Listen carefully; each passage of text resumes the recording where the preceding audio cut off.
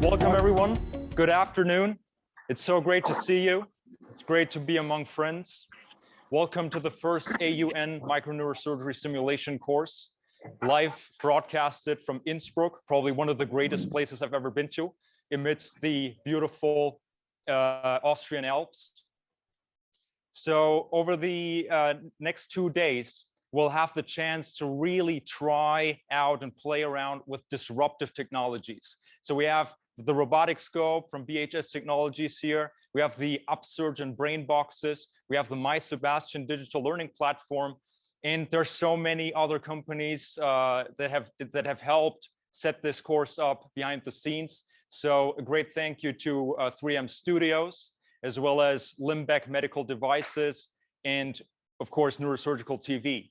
So with that, my best wishes to everybody who's tuning in remotely.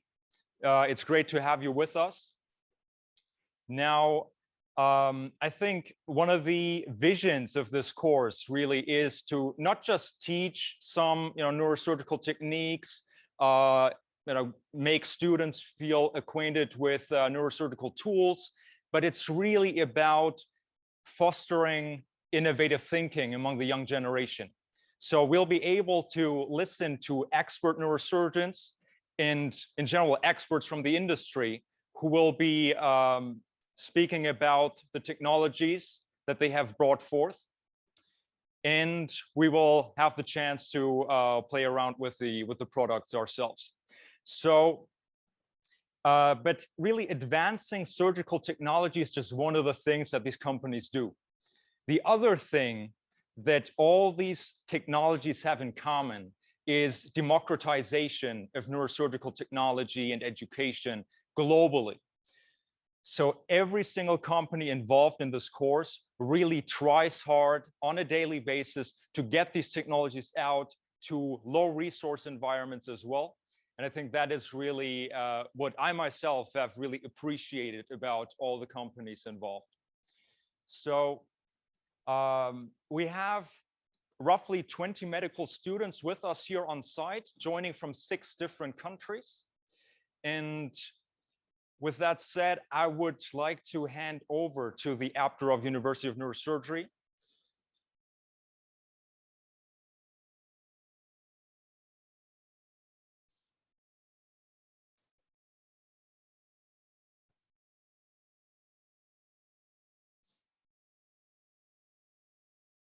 Yeah, all the delay is part of the on-site, natural experience.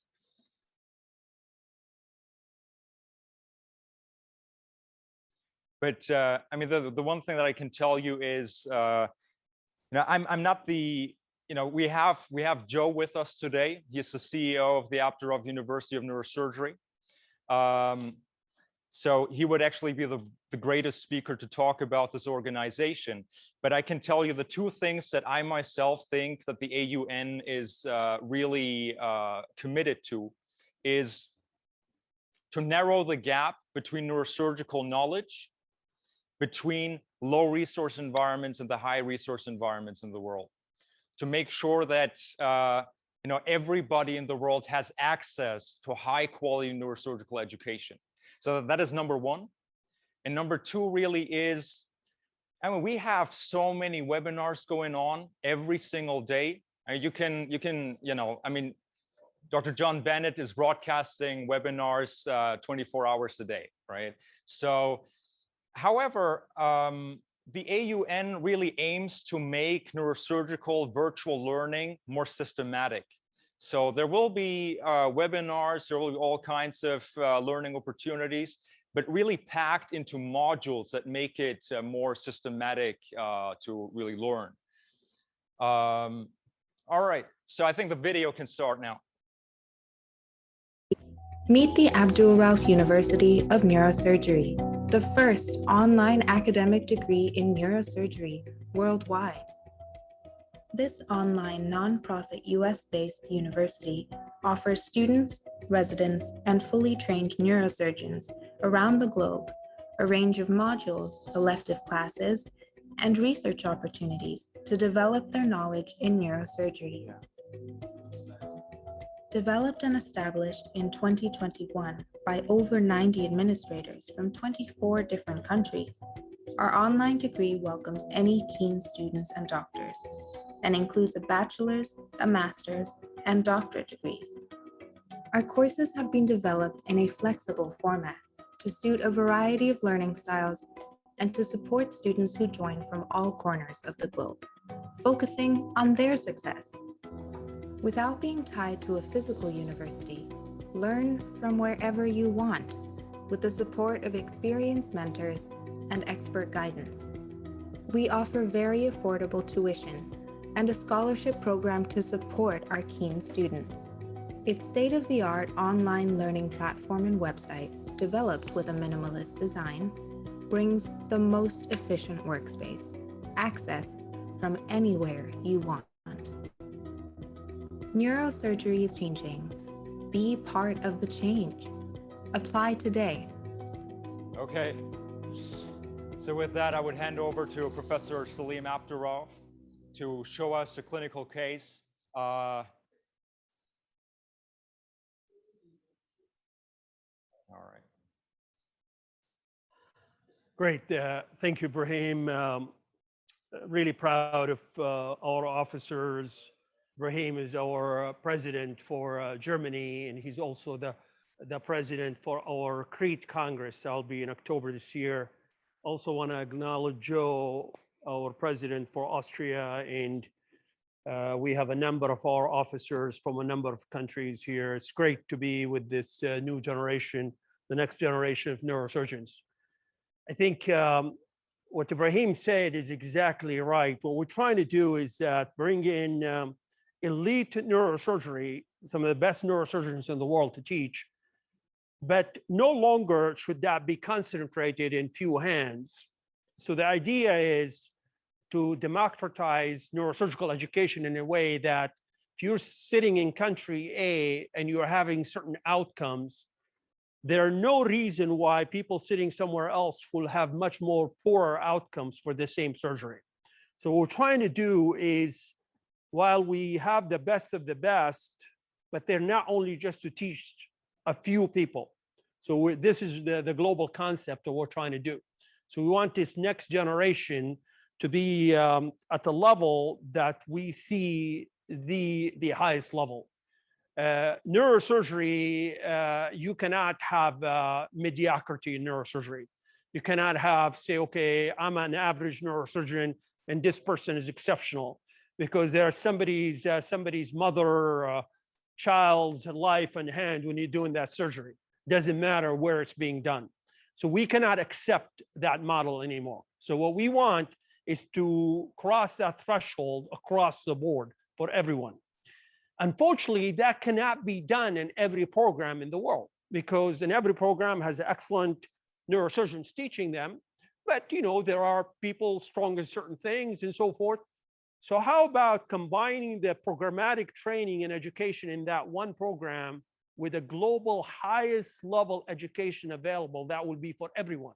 So the education of the person will be based on where they're training, hands-on, and they're doing surgeries, but they're also getting that principles of how you think from the top experts in the world for every area of neurosurgery, and get a degree in the process. So that's the whole idea. We want to bring that level to this whole thing to a level that had not been achieved before. And this is what we're trying to do here. So I really would like to thank Federico, Marcus, for doing all this, and you're going to meet them in a minute. I mean, people from industry really have to collaborate with us. We cannot do this alone. So improving education and actual instrumentation and technology goes hand in hand for what we're trying to achieve here. So I'm going to just start with just a very brief presentation of a case that we're going to go through over the next few hours, where I'm going to present the case to you now, and then after the presentations by Marcus and Federico, We're going to go, I want to take you step by step how a surgeon has to think in that situation. How do you go all the way from the skin all the way to that aneurysm? What are the issues involved in that thinking? What are the things you're worried about, you're concerned about, but you're not saying them? Okay. What are things you're really worried about that can go wrong during the surgery? We got to be very open and transparent in this kind of thinking. Is the whole concept of neurosurgery for me is based on decreasing or minimizing complications, which we call morbidity and mortality. The whole issue around neurosurgery for decades has been the issue of morbidity and mortality. So everything we're doing in educating this generation is decreasing that risk for surgery. Okay. So anyway, so those of you, of course, we started our first module in the AUN, which is a cerebrovascular skull-based module, which is going to last 3 months. And then other major experts in their areas will be doing their modules, tumors, spine, and other things as they come along. Okay. So we did the first lesson of the module already. And those of you who've done it, that's great. Those of you who have not, you can catch up. The first lesson was about the internal carotid artery. And today is a lesson 2, actually. And for those of you who are not watching the live stream, this will be up on the AUN. You can watch this lesson 2 directly on it. But anyway, so what we are trying to achieve here is this. We want to do this very systematic so everybody can really understand the principles of the thinking. So we're not showing anatomy for anatomy's sake. The anatomy we show you, it's surgical anatomy, is how a surgeon has to think. I was very privileged when I finished my fellowship.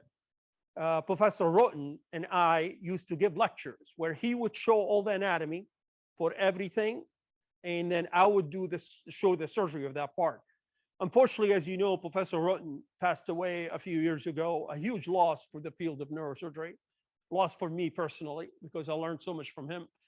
But now we're trying to combine that in one presentation. If he was here, he'd do a lot better job than I can ever do. But I'm going to try to do my best. Okay. So essentially, what we're trying to do here is this. So as you see here, these are the 2 internal carotid arteries. The reason we're going from very basic to complicated, and I want our neurosurgeons who are going to be watching these to understand that we need to cover this from all the way from basic to all the way high up so that we don't lose anybody behind in the process. Okay.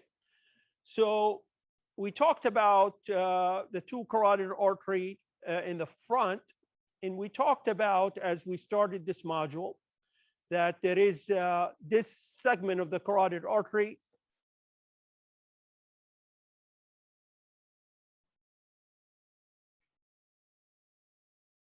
so this segment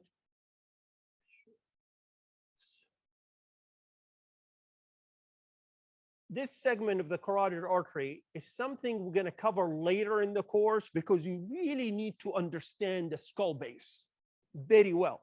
So we are going to avoid that segment. We're not going to get to it for another 3-4 weeks, actually, because after we do the subarachnoid portion of the vessels, we're going to spend 4 or 5 lessons understanding the skull base in a way that you could really understand it fully. Once you understand it, then we're going to cover this segment of the carotid from here to here. Okay. So what we started with in lesson 1 is the segment that goes from here to here. Okay. That was a segment that we talked about in lesson 1, and I believe the people who took it have done very well in understanding it. All right. So this second lesson that we're doing has to do with the relationship of this segment in that very small area I'm going to talk to you about here. What you're seeing right here is the basilar artery, which divides into the posterior cerebral arteries back here. Okay. So this is PCA. Okay. Right there. So basilar artery, PCA. See how close that is to that our carotid segment. Now, there's a vessel that connects the carotid to the basilar right here, from there to there. We call that the posterior communicating artery. That's, of course, part of the circle of Willis. I want to explain to you the relationship of this very tiny area to each other. That's the whole lesson 2 is about. Okay.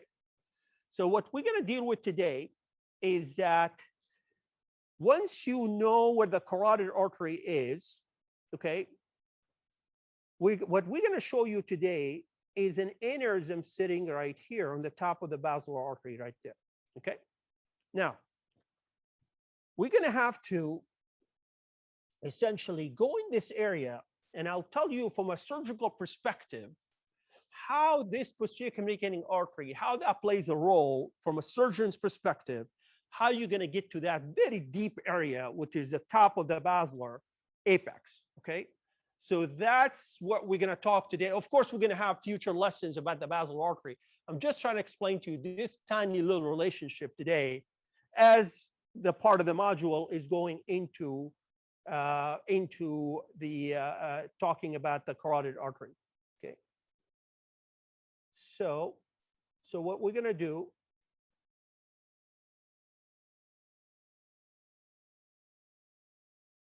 let me just show you this from just different directions. Okay. So the idea is, you will see in a little bit when we demonstrate live, how we could get to this area. Okay. And then how we're going to go from this area to this area that we're talking about. All right. So that's like the focus of what we're going to talk about today. So this is a patient that the focus of this today is going to be about this. This is a 55-year-old gentleman who presented to us with a subarachnoid hemorrhage from this aneurysm here. And what you see here, and just so that it's completely clear. So that's the basilar artery right there. Okay. This is that posterior cerebral artery, Okay. I showed you how the basilar artery. Okay. And this is the aneurysm. Okay. So the patient bled from this aneurysm. Luckily, he was in a good grade. Just so that the treatment for basilar apex aneurysm, especially in a ruptured case like this, the first line treatment is endovascular coiling, because surgery of basilar apex aneurysms probably is the highest risk microsurgery there is for all aneurysms. So we always try to endovascularly coil this specific aneurysm.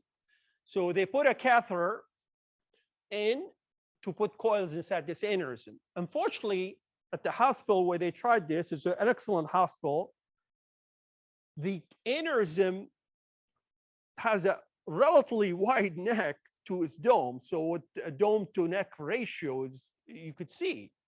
So when they tried to leave the coils inside this aneurysm, they would not stay. They kept coming out. So in the other option endovascularly is you tried some form of stent to put in there. The problem with the stent, you have to fully anticoagulate the patient. You cannot anticoagulate a recently ruptured patient, because you anticoagulate them, the risk if they rebleed will be massive. So they stopped. So I got called, said, listen, we've got the problem, young guy, good grade, we cannot do anything more. So he was sent to me for surgery.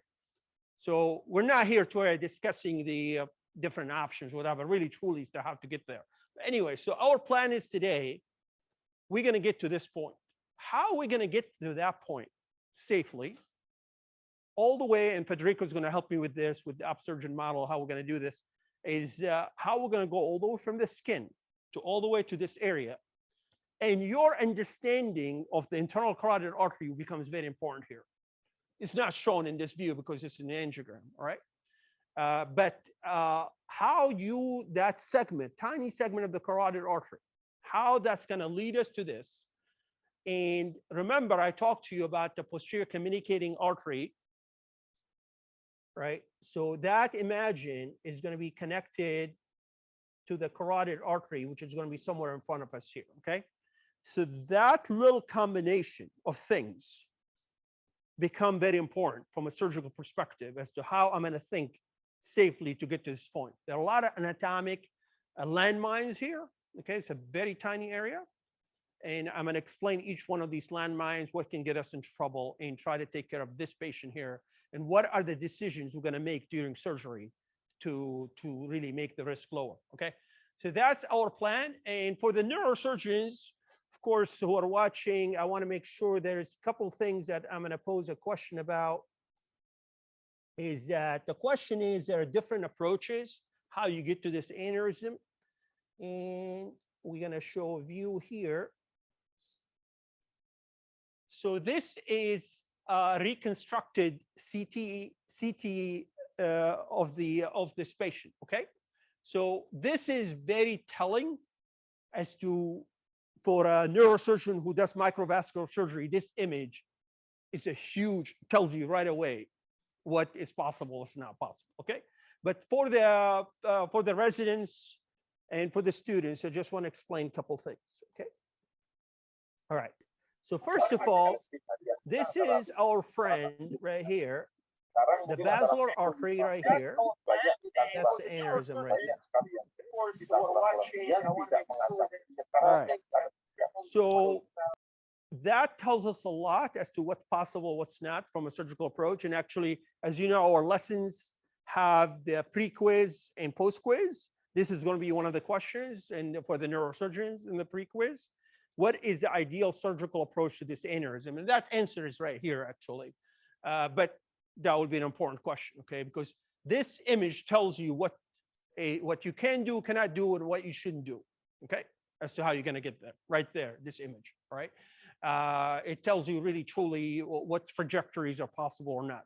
And we'll discuss that later on.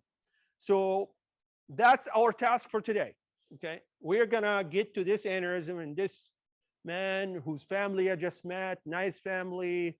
His wife was crying. She's very worried. And now we have to go to the operating room. So we're going to go to the operating room all the way from setup, how he's going to lie on the table, what head position he's going to be on. Okay. What are we going to be thinking? Our job is, and this is my philosophy, failure is not an option. You cannot walk into this operating room believing, you know what, this is a difficult aneurysm, basilar apex, something bad going to happen today. If that's what you're thinking, you should not be in that operating room that day. You are not the right person to be doing this surgery, okay? If you have that feeling, bad things will happen, all right? Because you're just not ready. It's not for you to do this, all right? So we need to bring people to that level of confidence that they believe that they're not going to accept failure and they're going to achieve the job, okay? So that's our job. And after the other presentations, when we do the live portion, we're going to go through this step by step. So without further ado, I'm going to move it back to Ibrahim, our moderator. All right, cool. So I think I've said it before. Never have robotics, 3D printing, virtual learning really met under one roof like this in the context of microneurosurgery. So we're going to start off with 3D printing and augmented reality now. And for this, I would welcome Dr. Federico Nicolosi, a neurosurgeon from Milan, Italy, on the stage. And he is the founder and CEO of Upsurgeon.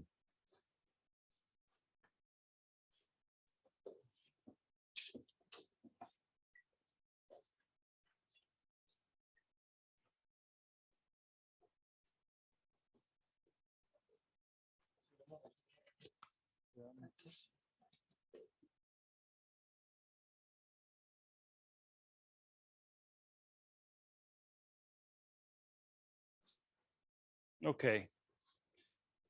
Good evening, everyone. It's a great pleasure to be here today. Thank you for the introduction, Salim.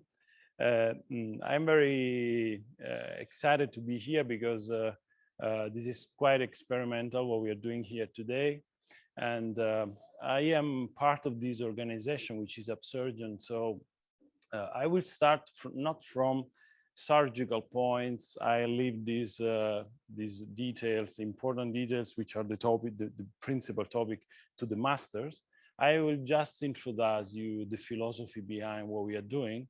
And I think this is very important because, as Professor Abdulrauf said, neurosurgery is not just practical surgery, but there is a huge universe behind. So I will explain you what we are doing.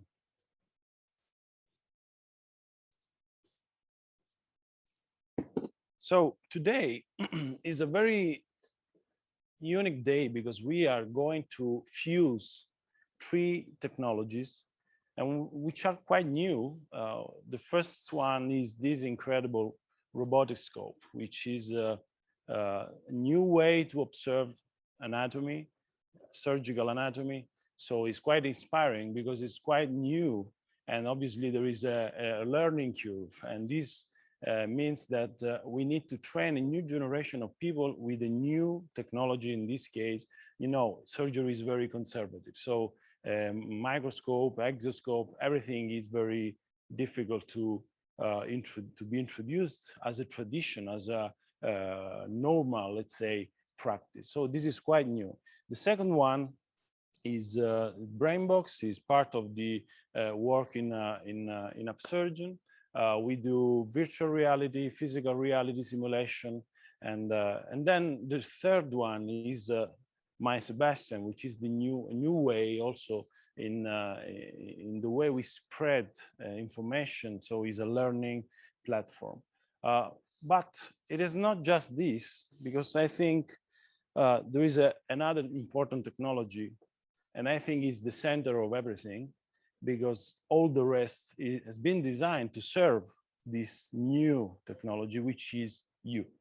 You are the most important point of this experiment, because everything is designed to be new, but also new people will understand. You are the people of this generation, and you are the people which, more than any other in medicine, will understand the new things, because, you know, as I said, we are conservative in neurosurgery, so everything new needs to be accepted. So it is a problem of cultural acceptance. So we will start this experiment, and I will move from this important concept for me. Essence and substance in neurosurgery. Be aware that the more you advance in your career, the more you will find people which will suggest you that neurosurgery is just about cutting, dissecting, the writing indication. This is absolutely important. This is the substance.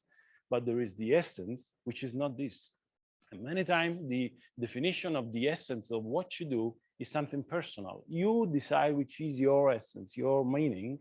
And I won't do any definition of this because it is quite personal. You know what is the concept of, I mean, when you start being very focused every day and you are stressed, at some point you lose yourself, you lose your motivation. You are absolutely focused on the substance of what you are doing, but you lost your essence. Probably in medicine, you may experiment this also before the graduation. This happens in neurosurgery many times. So this is important. Today, you need to experiment the new technologies, but first of all, you need to understand that the essence of what you do is something that you need to remind every day. So it's not just theory, it's not just training. So what is Upsurgeon? Upsurgeon is a group of people like you, very young people. I'm not that young, but I mean, I am young inside. But there are very young people, artists, bioengineers. Today we have here Valentina and Marco, which represent these people, bioengineering and communication. So a very inspired team.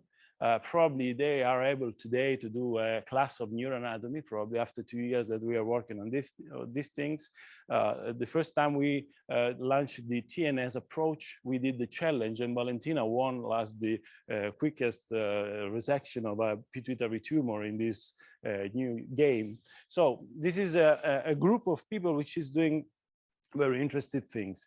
I don't want to enter in the detail of what we are doing. I want you to understand the philosophy behind. So to understand what we do, it is important to introduce you a concept that you know very well, the global surgery, which is a concept that we know very well in the literature. Many people talk about this.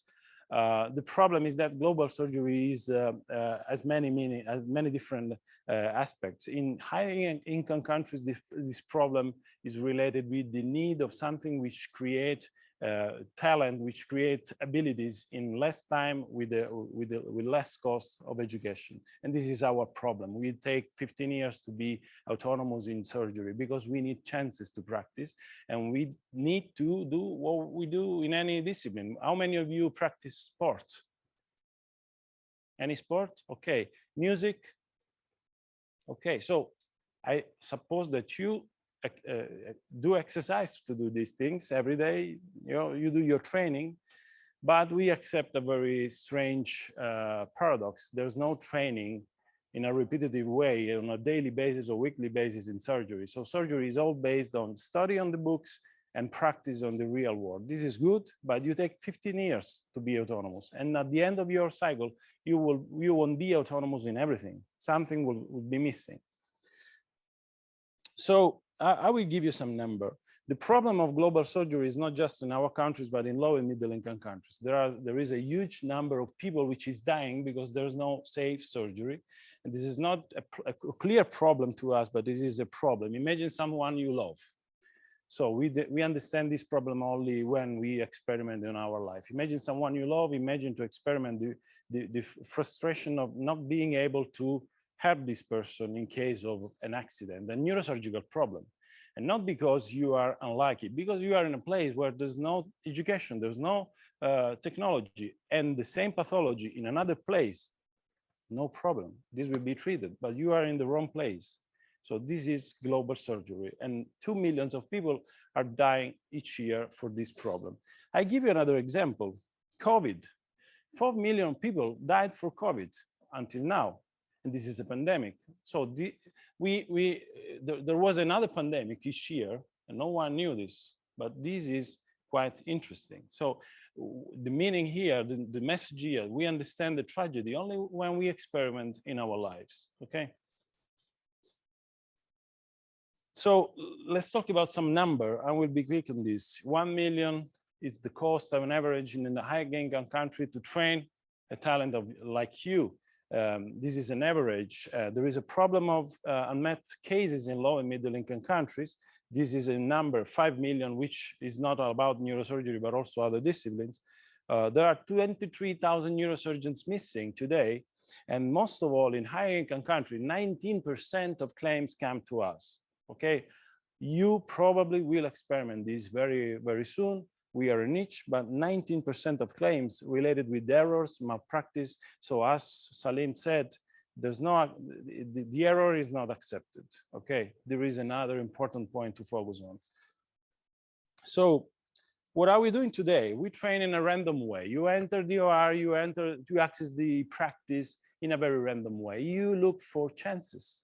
So every day you run around the world looking for something to do. We want to do a rugby synthesis or a lumbar puncture. Yes, 20 people which want to start doing something. This happens also in the operating room. You will be mastering craniotomies, but the dural opening from that point starts the no resident land for years. This is the limit of our education. Obviously, the risk is absolutely high. So this is quite understandable, but we need something else. So what we are trying to do in Upsurgeon is to mix this practice with the simulation, which need to be affordable virtually and physically. Why virtually and physically? Because we are using virtual reality for the mental training, which is all related with 3D imagination, with the strategy, with the automatism of understanding the steps, and then the manual training, which is based on something concrete.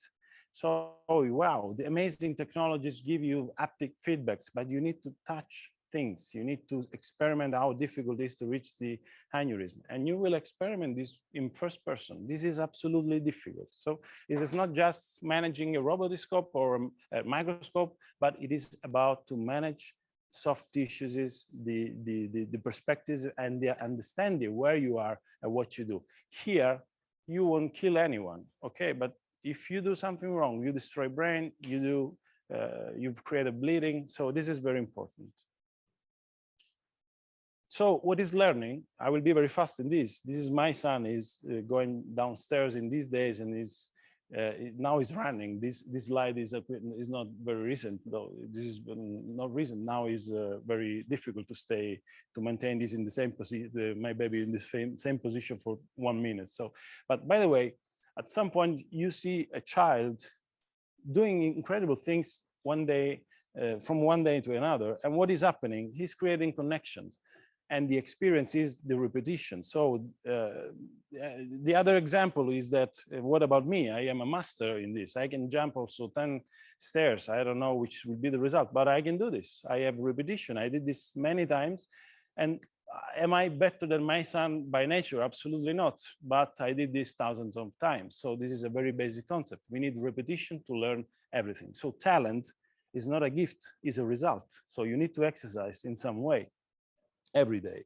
So the problem in neurosurgery is that we need for tools or technologies, because mental and manual skills which are required are not natural skills. So we need to find ways to enhance our abilities with exercises, but there's no an exercise in neurosurgery.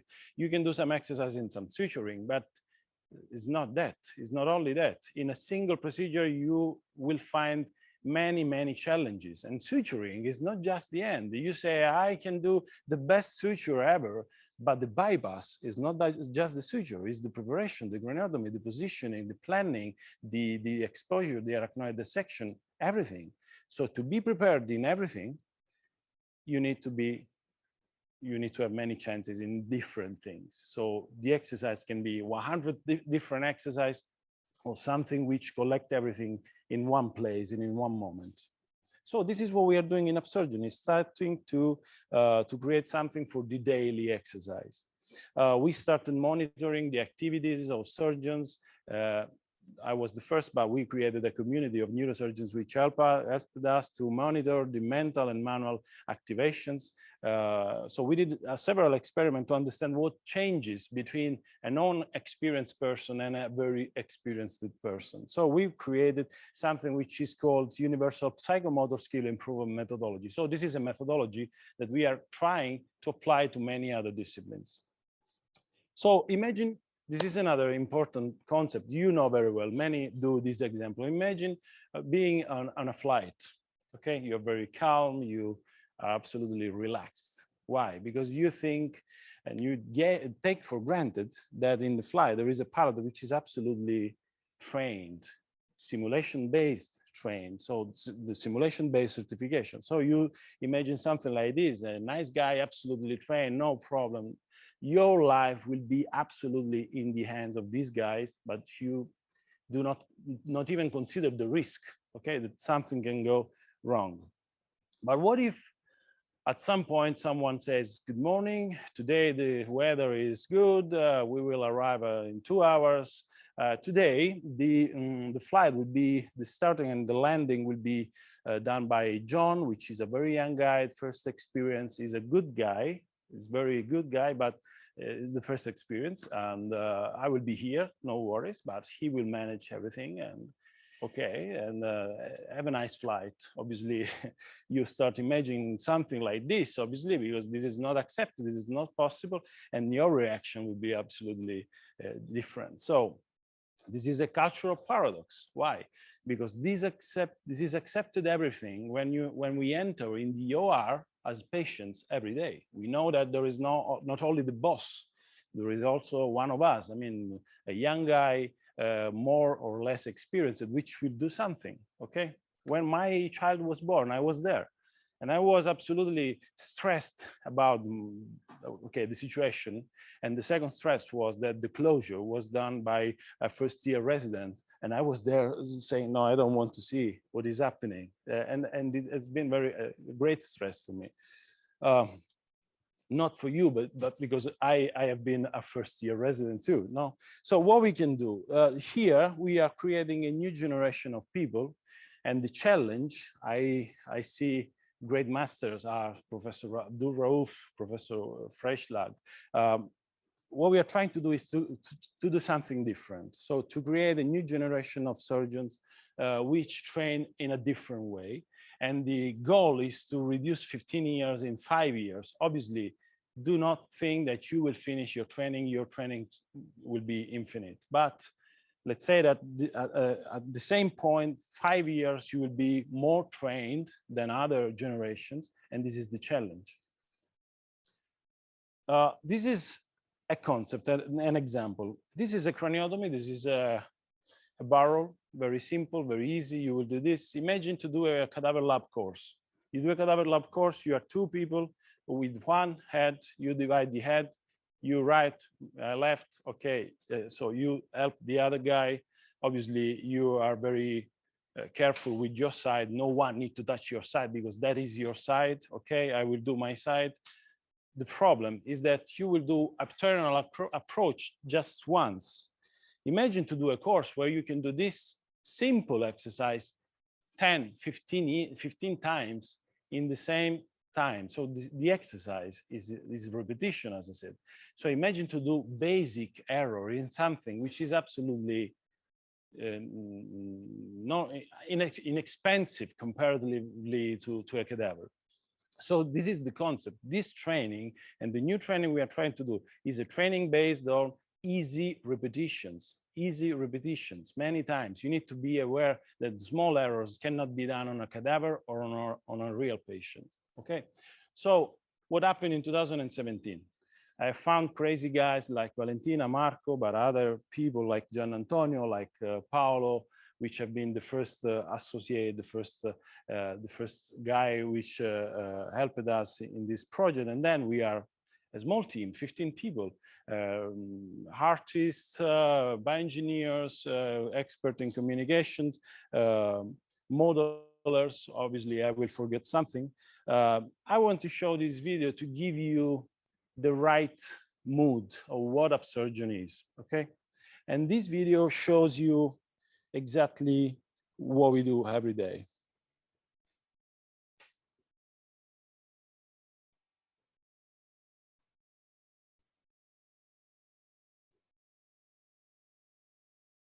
Probably there's no audio, but you will see something what we do. So we are mixing virtual reality and physical reality. And this is the stuff we do every day.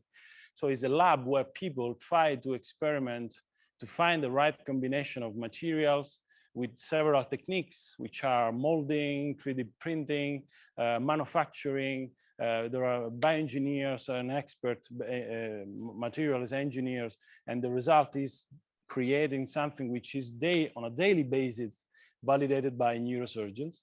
And this is the example of the aneurysm. So this is the reason I show this, because this is what we are going to use today. And the result is not just a model. Behind this model, there is a scientific methodology, and we reject many things. I am very hated in upsurgeon. There are people that want to kill me because every day I reject things. This is not good, this is not correct, this color is not real color, etc. So, and there is an important detail. There is the beauty of neuroanatomy, which is something that you need to feel inside. So the beauty and the love for what we are doing. So this can be one of your meaning and one of the essence things. So we started in 2017, and I will finish. And we started with a grant with a lot of support from many institutions. And this is what we do every day. So we start from people from gaming, which start doing advanced 3D modeling. And then there are crazy people which transform this in something physical, something realistic. So it's virtual and physical all together. And obviously the result is something which can be also impressive. This is the TNS approach. It's just a cavity, it's just a nose, but the face wanted to be, we wanted to be realistic. Why? Because you need the emotional impact. If you touch a cadaver, you will be frozen in the first moments because it's so real, it's so impactful. And your performance will be affected by this. So the realism is not just for being realistic, it's to give you the right emotional impact, and you need to be trained also to that. Imagine the rupture on an aneurysm, 90% emotion, 10% skills. So you need to be trained to manage your emotions.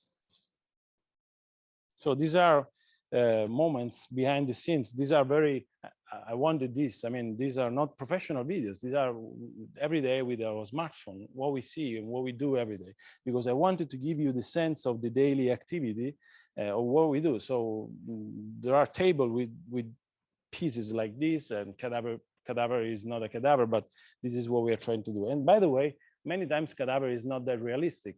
Okay, so the goal is to replicate the life-like environment. Okay, so this is another example on how we mix physical and virtual. Physical alone is not enough. You need to train your mind in seeing something physical. So this is the example, something physical with something mixed. So the models and the structures which are not represented by the physical stuff. So this is another example. So who we are a scientific team made by neurosurgeons, most of all medical students. We have a lot of medical students in the team which are leading artists. So imagine you in a process like this, we have a methodology. These students are students like you. Obviously, they love neurosurgery and neuroanatomy, but these people is leading the development. And the development is made by the development team that I mentioned. So these are the guys. We have here a representation. So I wanted to show you their faces. So they are quite young. This is the last message. The introduction has been done by the brilliant Professor Abdulrauf and Ibrahim, and they talked about democratization. At some point we said this is too important, but the real revolution is not just inventing something, but is creating the conditions to make these available everywhere. So something impressive, something disruptive is the seed of the revolution. The revolution is when you make these available. So the revolution has been not the car. The revolution has been Ford, which made the car for families. It's not computers with the IBM super huge computer. The revolution has been with Apple, with the personal small computers. So here is the same concept. So at some point we said, okay, let's do something like this. Let's put cadavers in a box. In this box, if you consider the disposable part, there are 20 cadavers in a small box.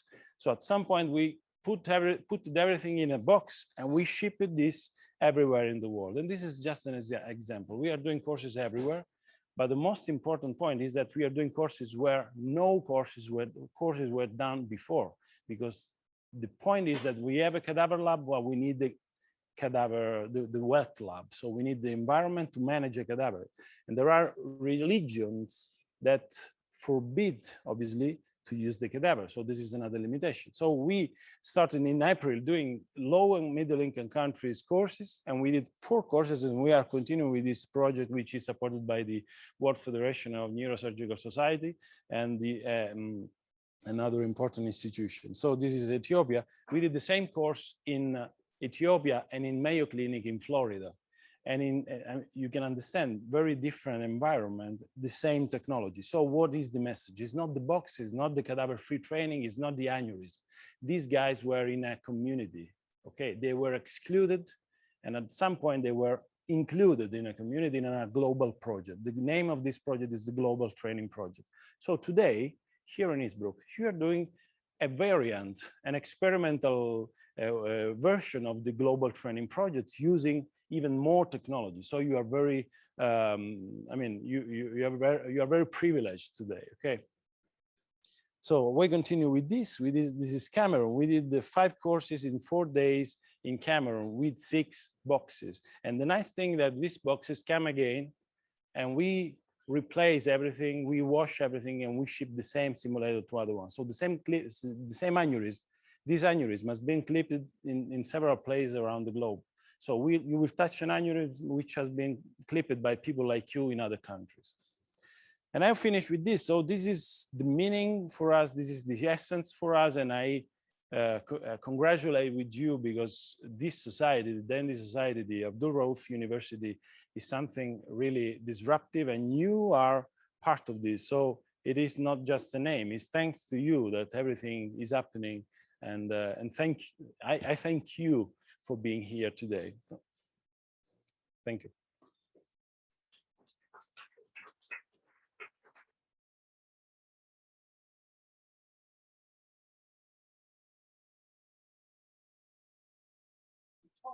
In the AUN, I talked a lot about, why research and innovation is so important.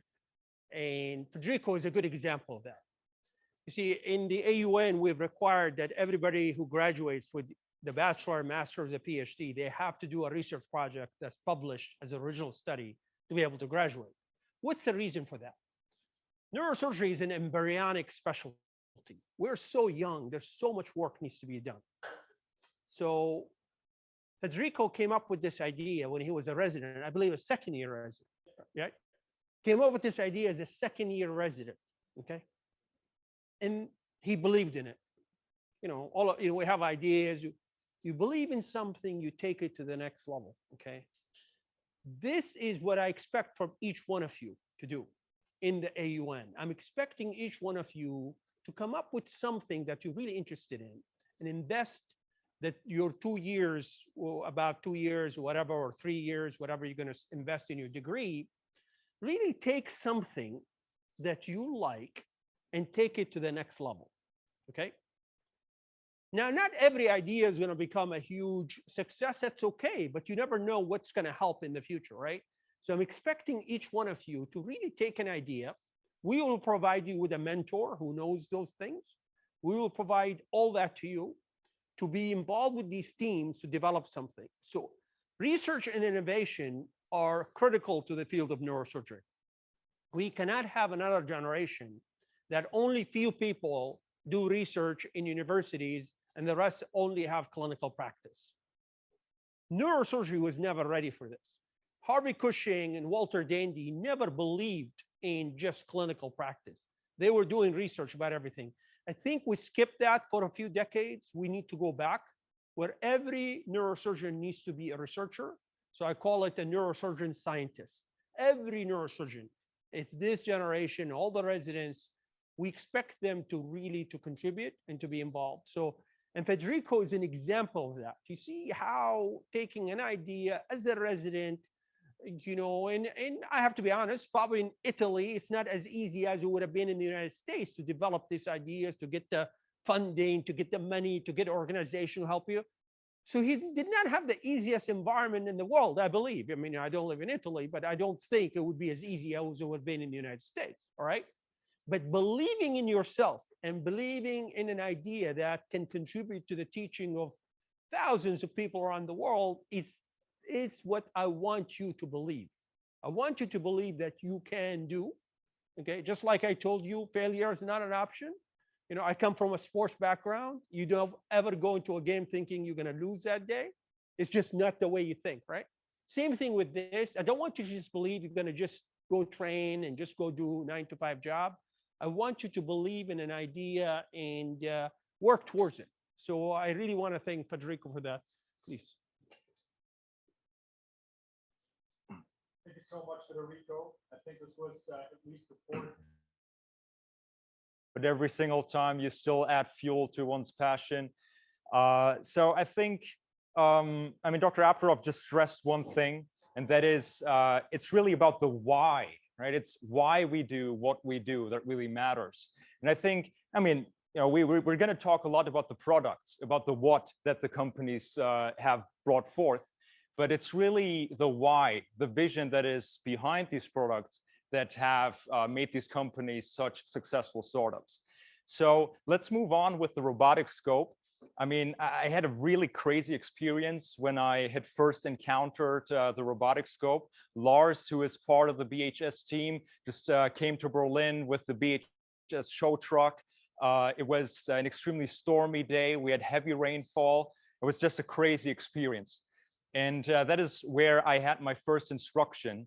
And I immediately fell in love with this technology. And I remember Jana, Rahul, Christian, also Olga, you have all worked with the robotic scope over the past 2 days. And it was just beautiful to see that same excitement on your faces that I had back in October last year. But let's have the experts speak about it. We have CEO and co-founder of BHS Technologies, Markus Sutter, with us. Please, Markus. Thank you. Thank you, Wim, for the kind introduction. Yeah, welcome everyone also to BHS headquarters.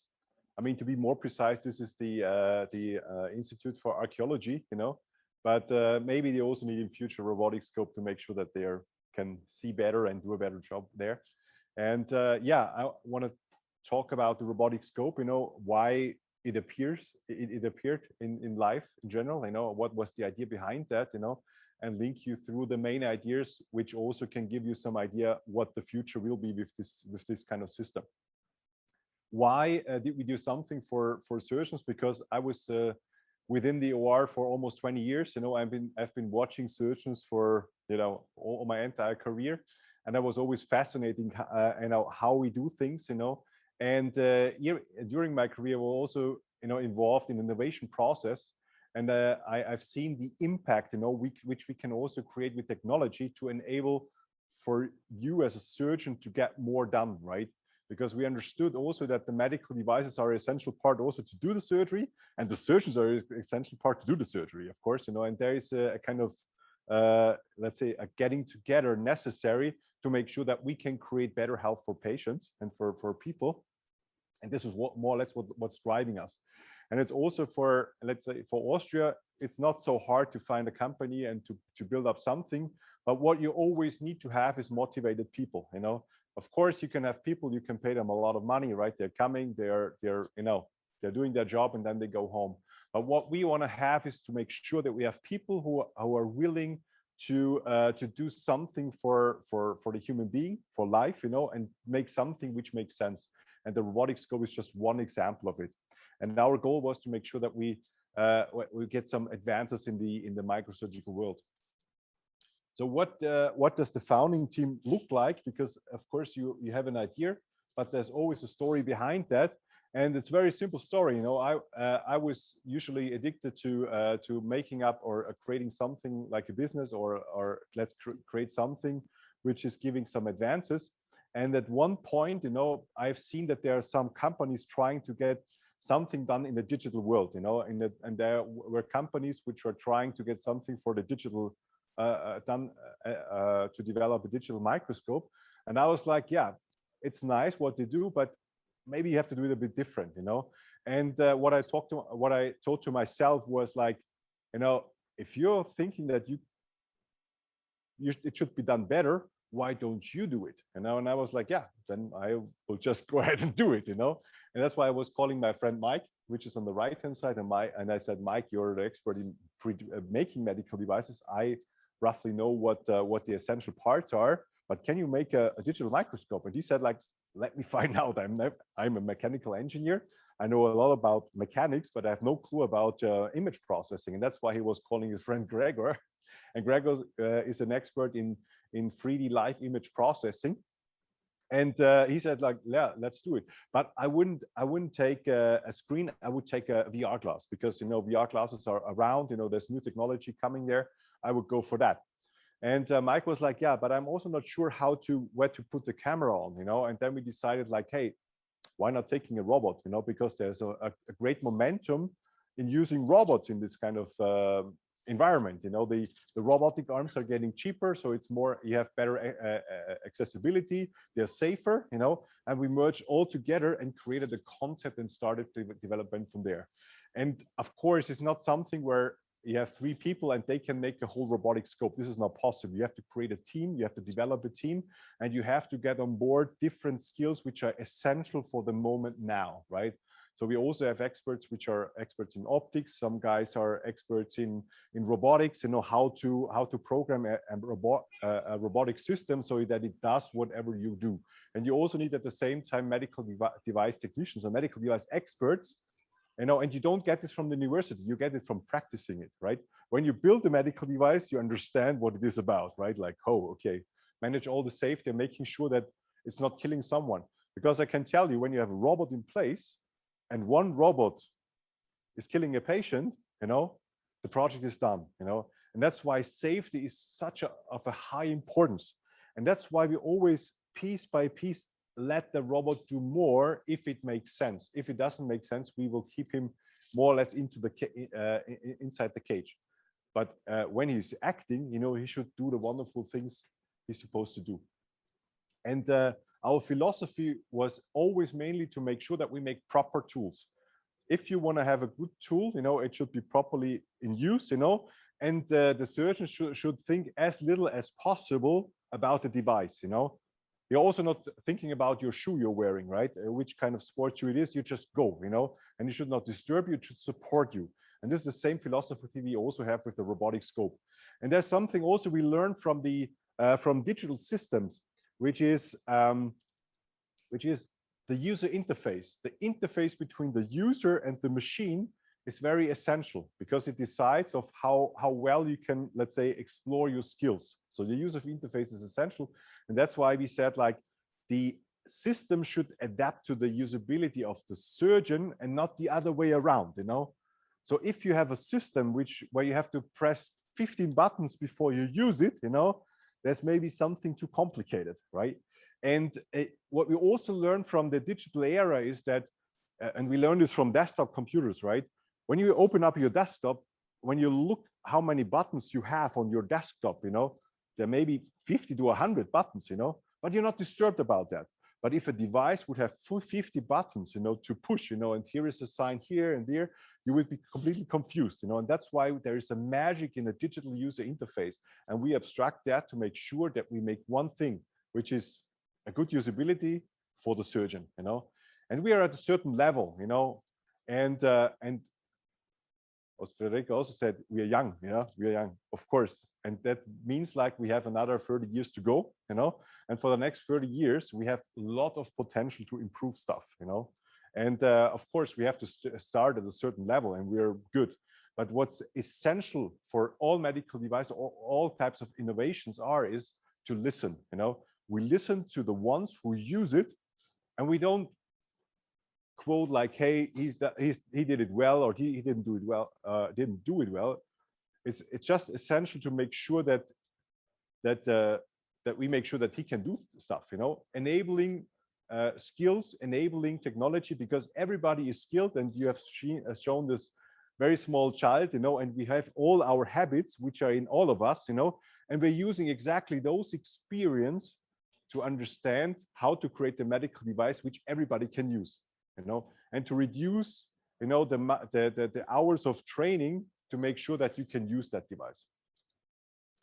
So, and that's why we also, to make sure that it's worldwide available, we also make sure that we have many approvals in place. At the moment, it's available in Europe, you know, because we have the CE mark for a year now with the robotic scope, and we also have the FDA listing, which means like we are able to provide the device in the United States. And just recently, we also expanded to Australia and New Zealand. Why? Because we had such a great partner there that we said like it makes sense. But our goal is to make sure that we are expanding with this type of technology worldwide. You know, we have people who are interested in also in countries like Russia, in China. You know, the only thing we have to challenge is to make sure that we can manage the growth. You know, that we can service enough the device, because it's a simple device. It's simple to use. But it also requires training, you know, which is essential also for a new complex device. And when people think like, okay, I did microscopy for 5 years, you know, I can just go ahead and use it. That's not so easy. That's why the first cases always need to be guided and helped from our side, because it's not only the surgeons who were important in the OR, it's also the other stuff, you know, which needs to be motivated and yeah, convinced, you know, that this is the next step, you know, and there's always a certain type of resistance to technology, and we also have to overcome this kind of issue. So one of the essential parts, what we have seen is that, because I realized that the human body is really magic, you know, what we can do with our hands is really impressive. You understand when you see a robotic arm, and when people are reprogramming a robotic arm, because it's having 6 axes like our arm, you know, and the magic we can do is really outstanding. And we need to make sure that we are enabling surgeons, you know, to make sure that they can make the most out of the hand with their skills they already have, you know. They learned as a small child how to pick up stuff, you know, and these are the skills also you need to make sure that you do a proper surgery. And that's why we needed to make sure that we somehow make sure that the hands are having the best, let's say, the best capabilities possible with our technology. And this meant like that we needed to make sure that we detach, you know, the camera system, you know, also from the visualization system, just to make sure that we are freeing the upper body. and the hand can always, you know, be on the position where he can do the most out of it. And that's why we realized that there are many surgeons have been issues with their back, you know. And I also had many friends in from surgery, you know, who had their slip disc, you know, all this kind of stuff, you know. And what surgeons really do, you know, they really fight through, you know, even if it hurts for 3 hours, you know, they are focusing on the patient, you know. Of course, it's not good, not the best for their body all the time, you know. And when they are at a certain age, you know, it's disturbing them more. And I thought, like, what can we do here, you know? And that's why have seen also in the literature there are a lot of issues what surgeons have while using analog surgical microscope. And this is not only true for the surgical microscope area, it's also for all types of workplaces where you have to sit still, you know, which normal kids also don't like to do, you know. Sitting still and concentrated on for a long time is not the best for your body. And this is where we said, like, let's do something else.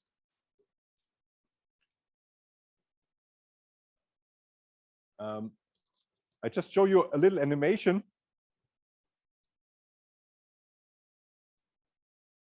How the robotic scope works. So what we do basically, we're detaching the camera system and the optical system from the visualization system, and make sure that we have a user interface within the visualization, and make sure that you can control the whole system with gestures, you know. So purely with the gestures, you can control the system. Why did we do this? So that you can keep the hands on what matters, the patient, right? And that's why I show you the concept live, you know, because it's, why should we show you some slides when we have the device here? So what we have is we have the head-mounted display. Why did we use the head-mounted display, not the VR glass? Because we realized with VR glass, you're creating a virtual reality. But what we wanted to have is to make sure that you have the best visualization possible, which means, like, you need to have resolution, you know, and you need to see the surgical area.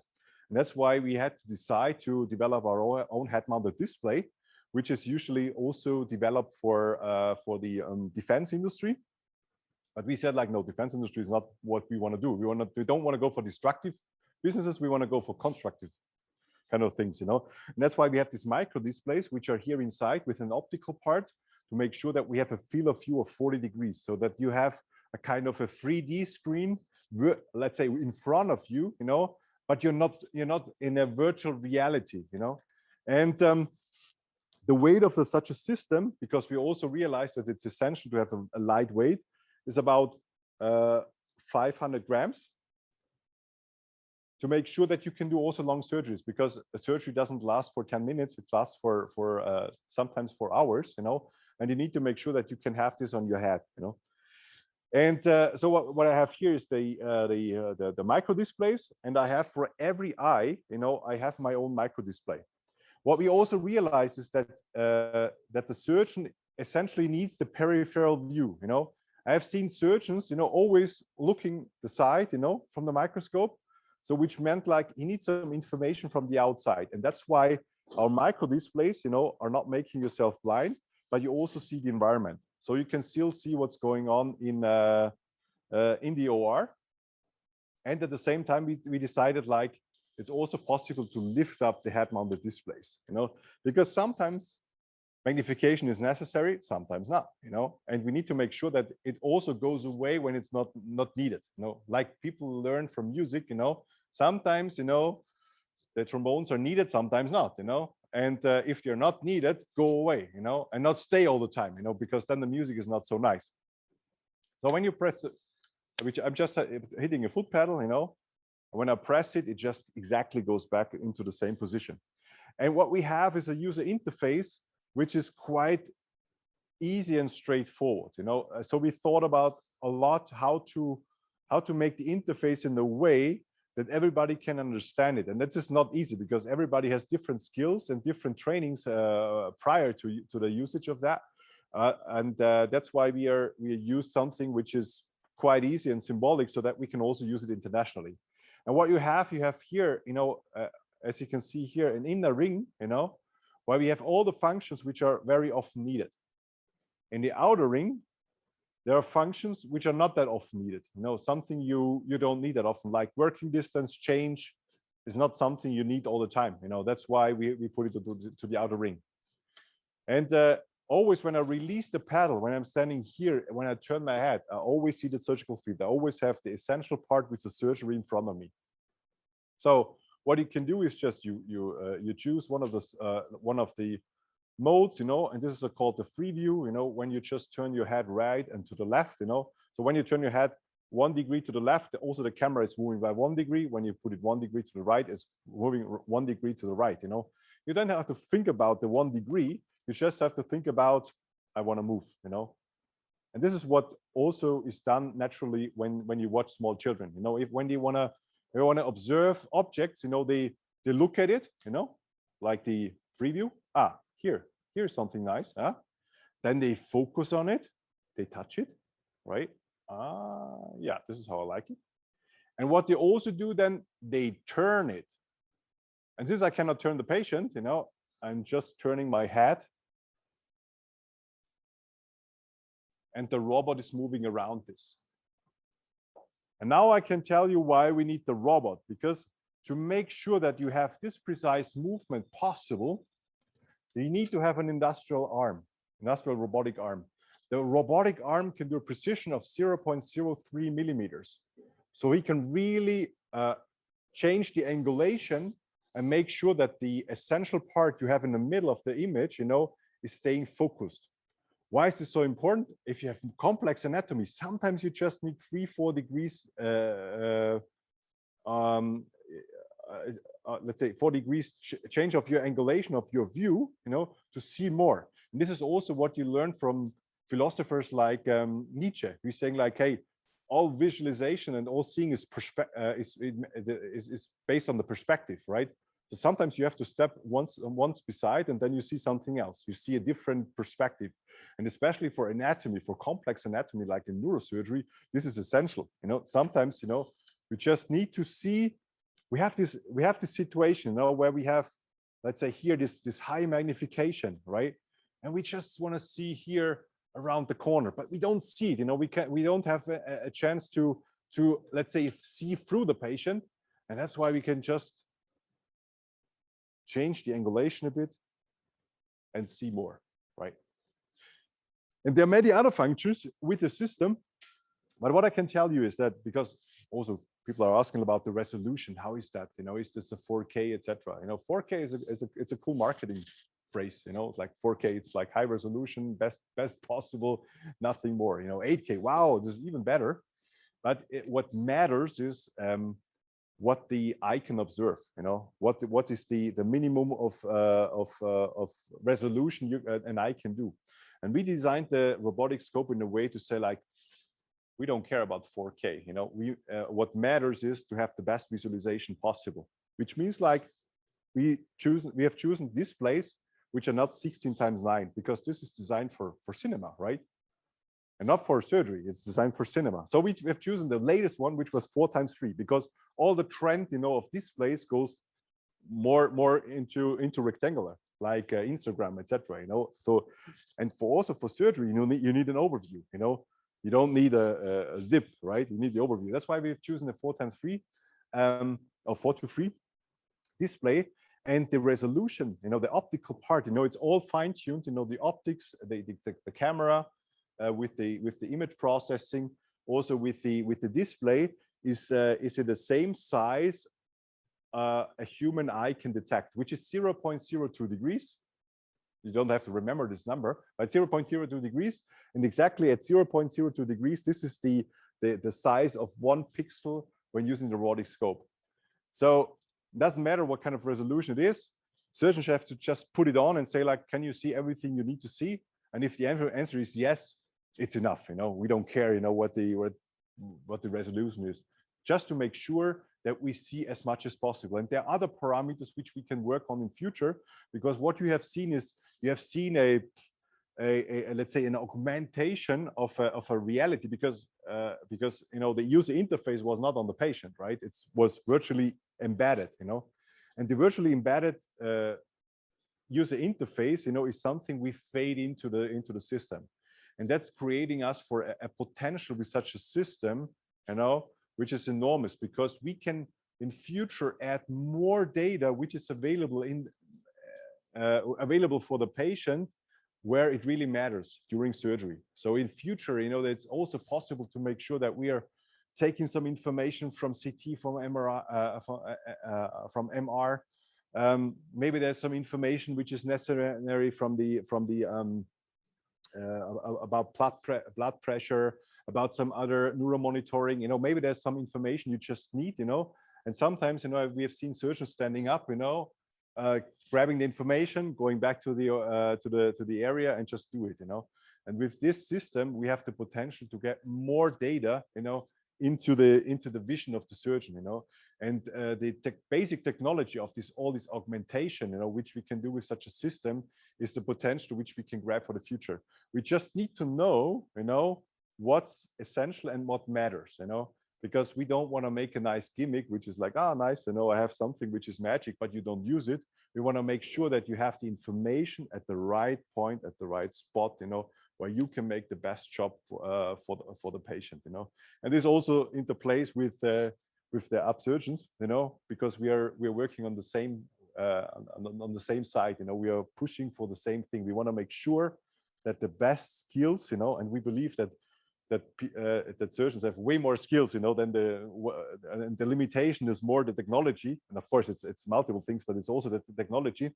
We want to make sure that our part is to make sure that we make devices which are easy to use, which are freeing ourselves from thinking too complicated about technology, and just do the essential, which is the surgery, and not the technology. The surgery is the core part, And yeah, so this is the robotic scope. Nothing more to add.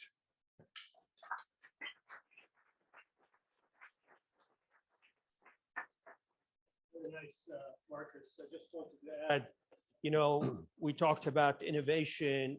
Another concept that I talk about is thinking outside the box for innovation. So here's Marcus observing a lot of surgeries in the operating room. He's not a surgeon, but he really, thinking of ideas, how to develop something better. For example, as a resident, I used to have to wheel these patients, to the CT scanner, and all these cables. It's so hard.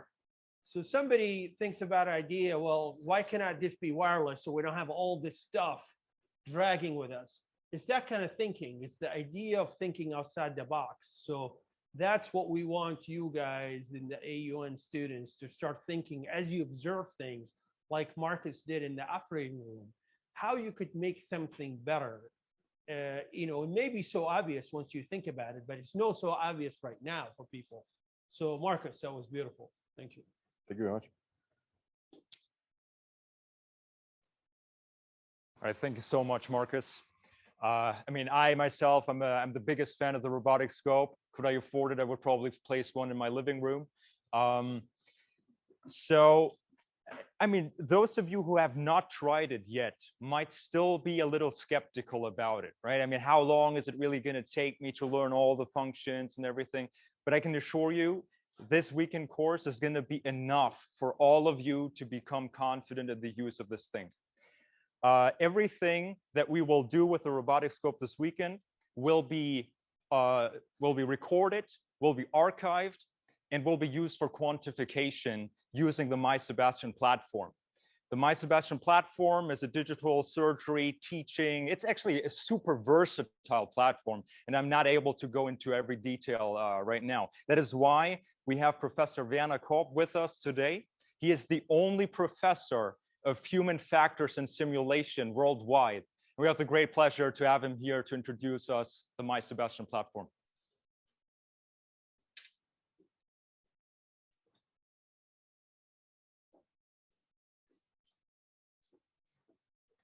Thank you very much for the invitation, Ibrahim Efe, and also Dr. Abdulrauf, and also Marcus. We have a great friendship since the beginning of our company, and actually Marcus was the first user outside of surgery for MySebastian, and so thank you very much for organizing this.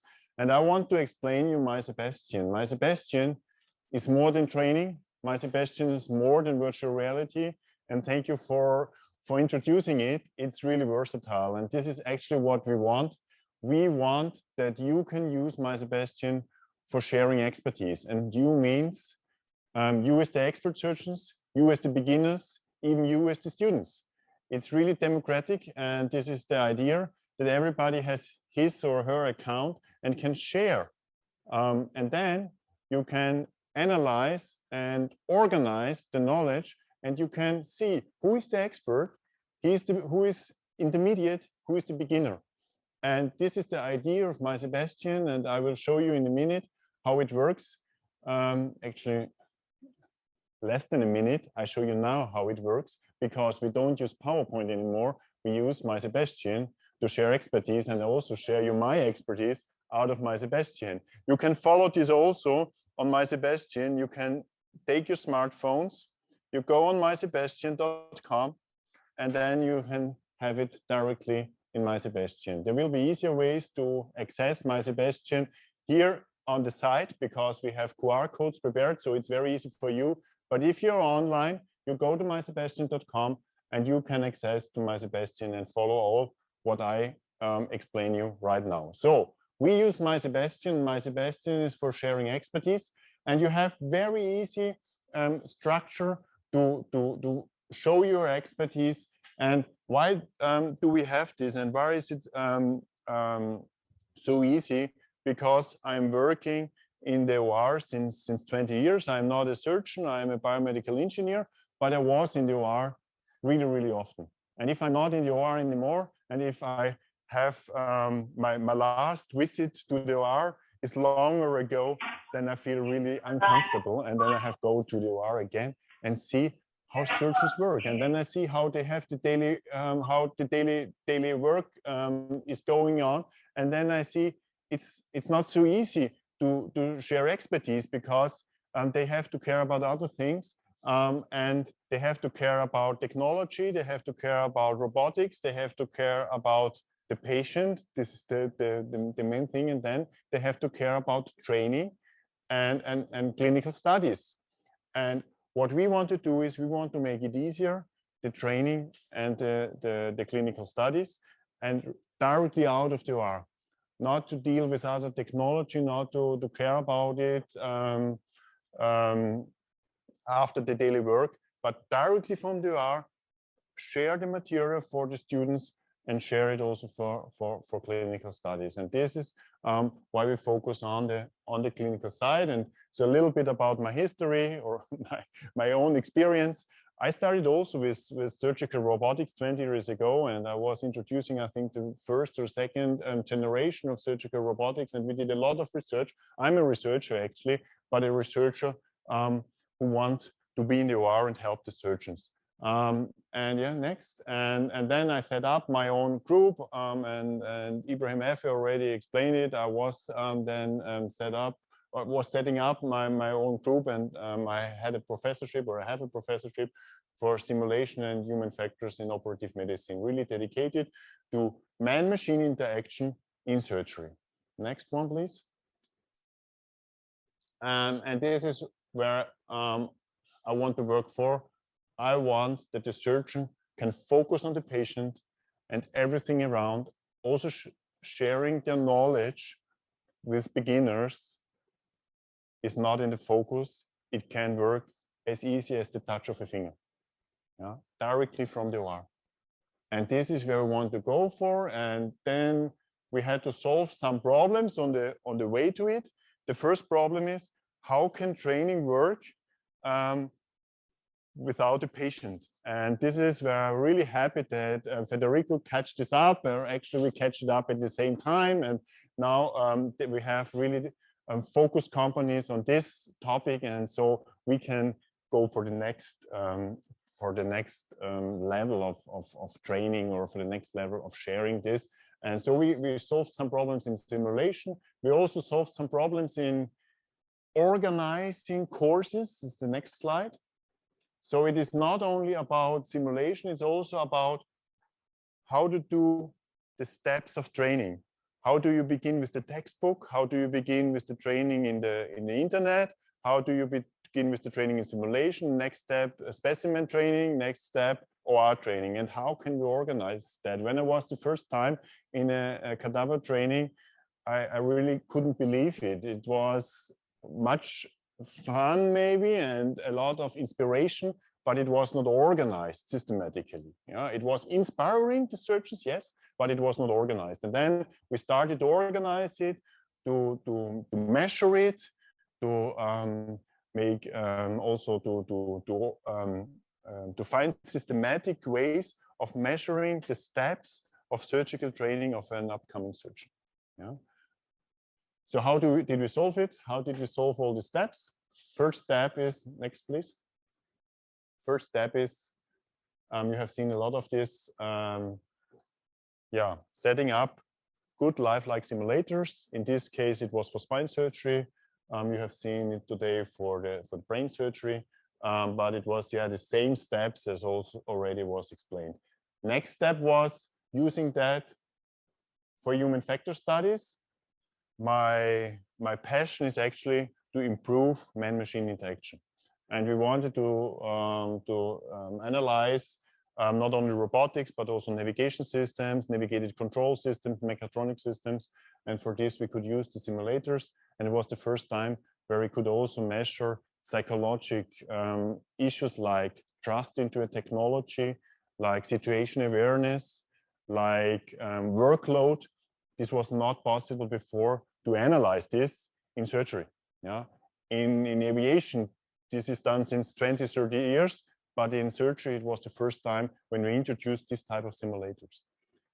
And then, yeah, we wanted to share this.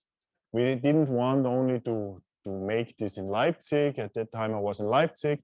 We didn't want to make some publications, but we wanted to share it immediately. And this was the birth of My Sebastian. We were thinking of how could we use a web platform or the internet to share this expertise. We wanted to invite all healthcare professionals, surgeons, medical technology specialists, and all them together and to share their expertise, but at the touch of a finger. Because if you're a surgeon, you work with a robotic scope, you work with a endoscope, you work all day on the patient, you already record your knowledge with a video stream. You have it already there. But then you have it on your data device. You have to take it out of the microscope, or you have to take it out of your hard drive, and then later on you have to upstream it. You have to organize it. Maybe you want to annotate it because you want to focus on several things. This is very yeah, cumbersome, and you have to do a lot of work after surgery to share the surgery.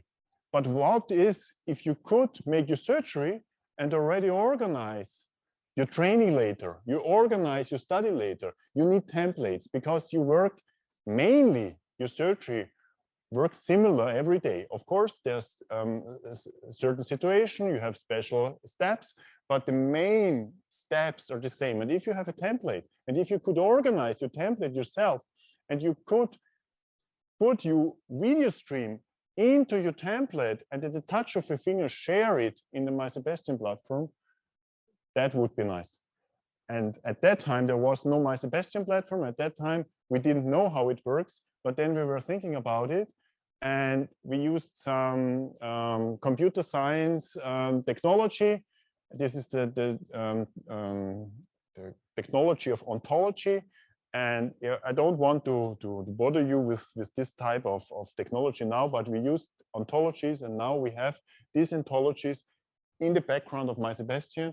And now you can share your expertise immediately out of the OR. And even if you are a beginner and you make your first training on the brain box, you can share it also immediately and ask experts what they did do good, what where can I improve. And this on a step-by-step basis. You don't need to follow 1 hour of footage, but you can jump in a certain step. Maybe step 17 was very complicated for me. I want to discuss it with an expert. And then he looks 1 minute or 30 seconds and he can give you an advice. If he wants, he can later on look the whole footage, of course, but it doesn't need to, and it goes very quickly and very easily. Yeah, and this is all about My Sebastian. We are a very small team. Maybe you go to our team now, direct. Yeah, you see it here. We have a very small team. We are in the beginning, but we have a great vision, and we are now setting up the team even bigger, and we want to go in that direction. And I'm very happy that Philip, our UX and didactic engineer and expert, is here today, and he will help you through all the training through the 2 days, and we'll show you how easy everything works with the touch of a finger on a smartphone. I don't know, do I have some more minutes? Then I can show you the feature of MySebastian, how to share it. So it's a 2-minute instruction now, and then you can do it tomorrow yourself. You go to home, maybe first go to home.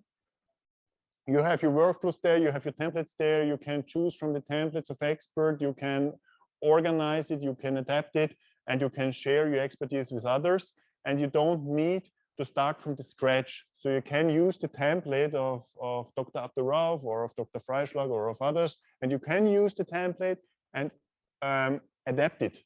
And then you can still, even if you make your own type of surgery, you can still compare it because we have this type of ontology in the background. Okay, but you start with a case. You go to the OR. We have the OR here now. You go to the patient. The patient is brain box today. You go there, you record it, and then you go to new case. On the right upper corner, you start your new case. You can edit your case with the edit mode.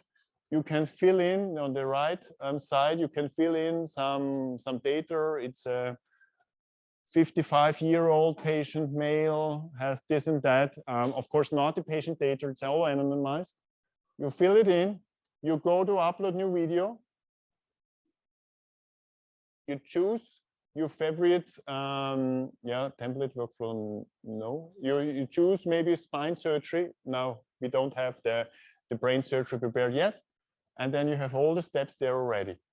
You can use them, but you need not. So you can choose yourself which steps of this type of surgery you use. You can also rearrange it before you use it, and then you have organized already your footage with the steps of the surgery. You can use it of an expert, you can use your own, and it's very flexible. And then you can add video. You upload it, it's there. You edit the steps in the video. Maybe you start with a laminectomy and a flavectomy, and then a presentation of neurostructures and so on. You can edit it, you can show where it starts, and everybody can immediately see where you have done your certain steps. And this is really at the touch of a finger. The most time is used for uploading time, but there you can go and drink a coffee or see your patient again, or your next patient again. Yeah. So at the touch of a finger, we cannot improve the uploading time in the internet. Is a matter of your internet accessibility, but you can drink coffee between the upload. So it's really very short and very, very easy. And I hope you appreciate it. Your surgeons will use it on a daily basis and share your expertise, every time, everywhere. That's what we want to go for. And this is where we want to support you. And I'm happy that we can use it throughout this course. Thank you very much.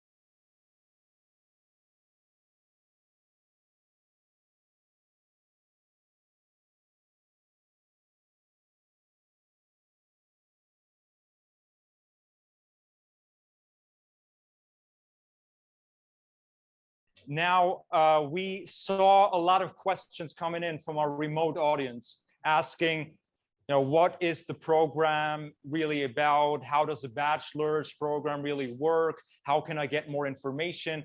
I think the best thing would be just to have Dr. Abdulrauf give you a very short, a very brief answer on how to learn more about the details.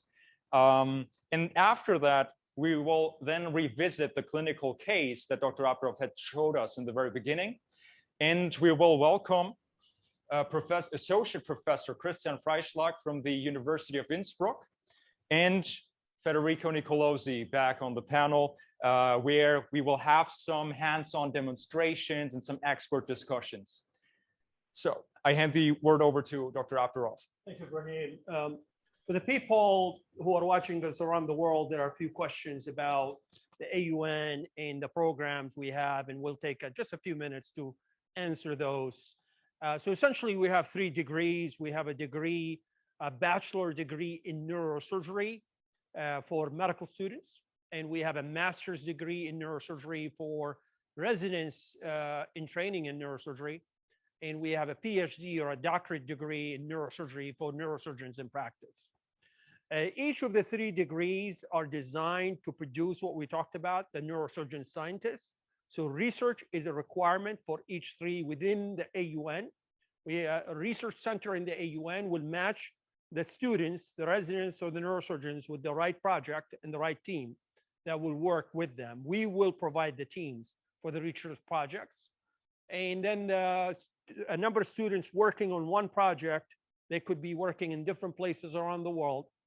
That's why these are mostly going to be clinical projects. They'll have a PI, principal investigator, that will be organizing this. And then different people were going to be feeding different clinical data from their regions of the world. Of course, people interested in bench research, that's a different arm where you get introduced to a mentor, you go spend time with them in their own university, their lab, that's a different thing. But for the majority, really, we believe this is going to be, clinical projects. So what this is going to happen is over the next few years, I project that the biggest clinical studies that will affect decision-making will come from you guys, from the AUN, because we're going to have students, residents, and neurosurgeons working in large projects together. And as this work gets published, you guys are going to affect the whole direction of the field of neurosurgery in the future. That is our vision here. Okay. At the same time, you're learning to become the neurosurgeon scientist that we believe you can and will become. As far as the modules are concerned, so we have what's called required courses. We're calling them modules, and we have elective courses. So for the required modules, these are the basic tenets of the field of neurosurgery. So we have vascular and skull base, we have spine, pediatric, functional, all the critical care, all the various areas. Each module is going to be taught by a world-respected neurosurgeon who's really a respected figure in that area. Okay, so that way we have the best of the best teaching these modules. I'm fortunate enough to start the first module on cerebrovascular and skull-based surgery. We've had the first lesson. Today is lesson 2. Then we have lessons. That's going to take about 3 months.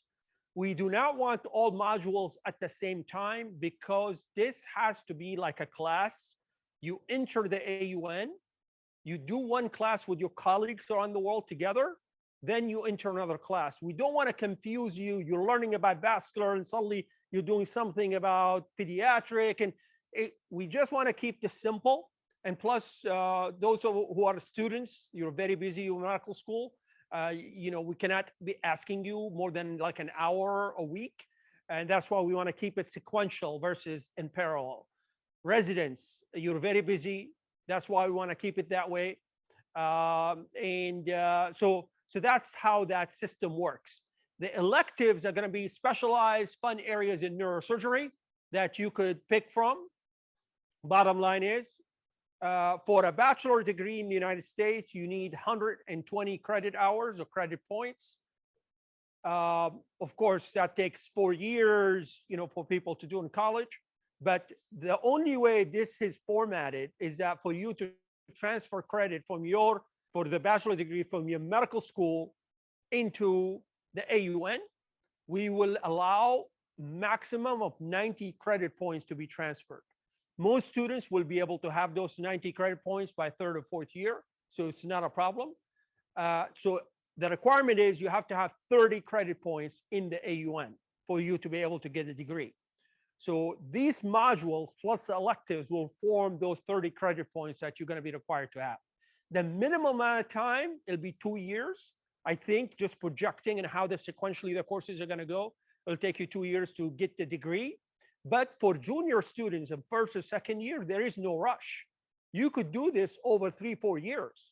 There is no rush. You just want to get the degree before, just before you get your your MD degree. Okay, so that's the idea of the bachelor program. The advantage purely is it's not just having that degree. It's really first, as you know, neurosurgery is very competitive to get into in many countries around the world. Being on an original paper where your name is published in a major journal is a big plus. Okay,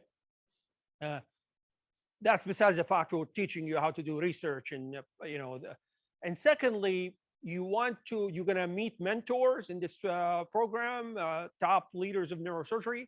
Those are important people to write recommendation letters for you if you've done research with them or you connected with them and spent time with them. Those two elements, the research and the mentorship, are two critical pillars of getting into competitive neurosurgery programs. So it's not just a degree, but it is that. And of course, perhaps not written, but all of you sitting here and around the world entering one class together, a whole generation of people finishing this together, getting in residency about the same time, becoming neurosurgeons at the same time, creates this amazing fraternity of people who grew up together, although they're in different programs, but they know each other well, and that will create a lot of amazing opportunities for interaction and to get to know each other over time. So that social aspect of it, I think, is very cool in such a small specialty. For the residents, for the masters, is similar. You need 30 credit points, and you could do it throughout your residency. You don't have to get it all done within 1 or 2 years. For neurosurgeons in practice, you have to be board certified or board eligible in your country to enter the PhD program. You will be asked to become a PI for a project that you come up with the idea. We will provide the team that will do the work. About 2 years to take a clinical project to completion is about the right time. So that's for neurosurgeons, that would be the track. As you will see how these modules are done, each module is made up of a number of lessons, depending how long the module is. Each lesson has a pre-quiz and a post-quiz. Those questions are exactly the same. The pre-quiz tells you what is the extent of knowledge you need to get in that lesson, because lessons will have a lot more stuff. You'll know what things you need to know. Most people will not get the pre-quiz right. The post-quiz, everybody who takes that lesson pretty much will get those questions right, and you move on to the next lesson. Of course, the questions are much more complicated for neurosurgeons, intermediate for residents, and basic to understand neurosurgery for students.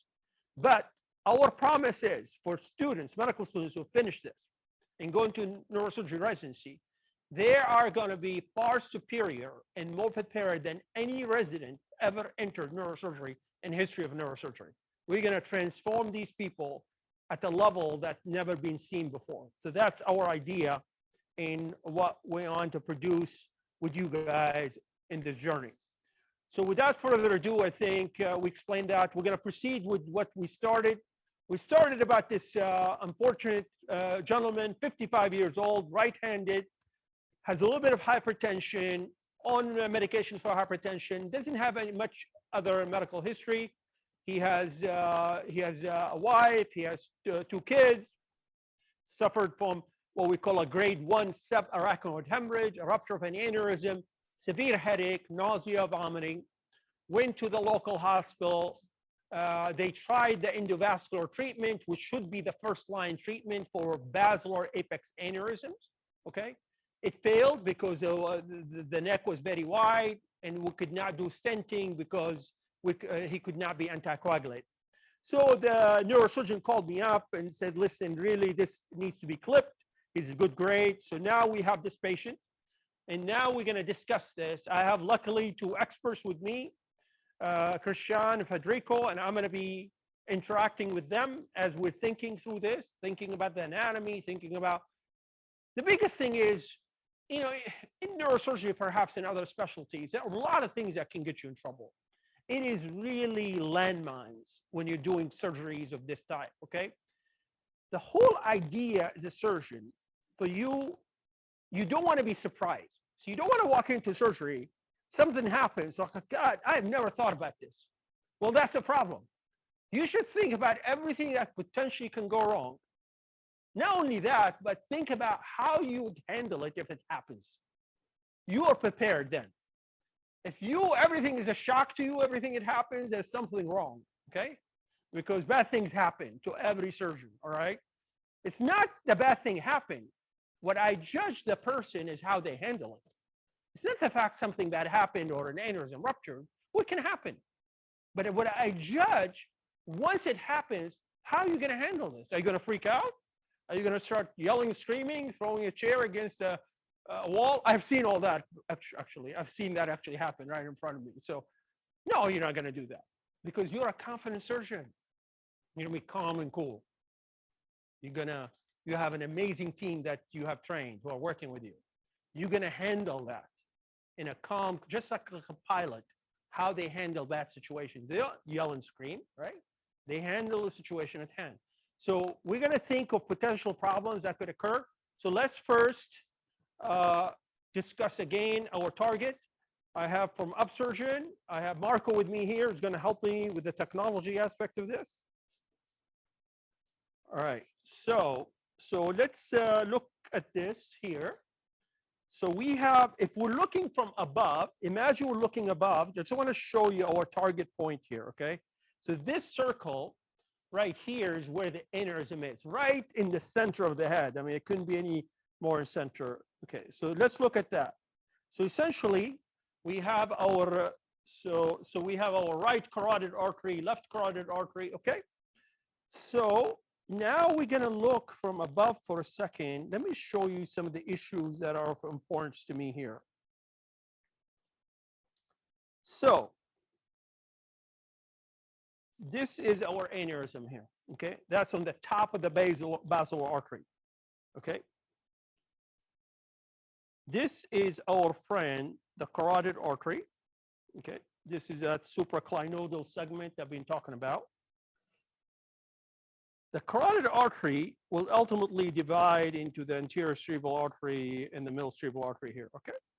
But there's a connection that goes from the carotid artery back here.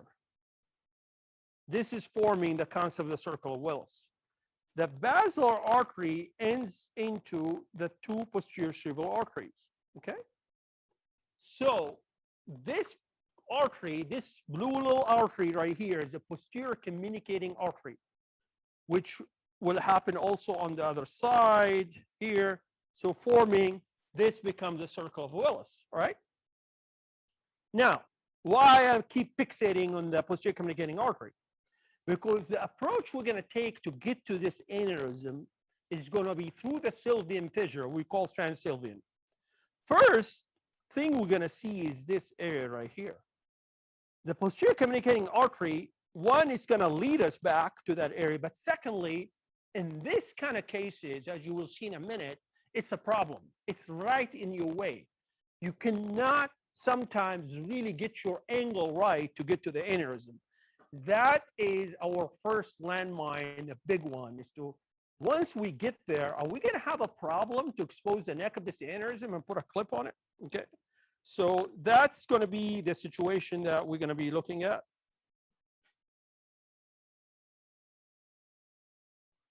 All right.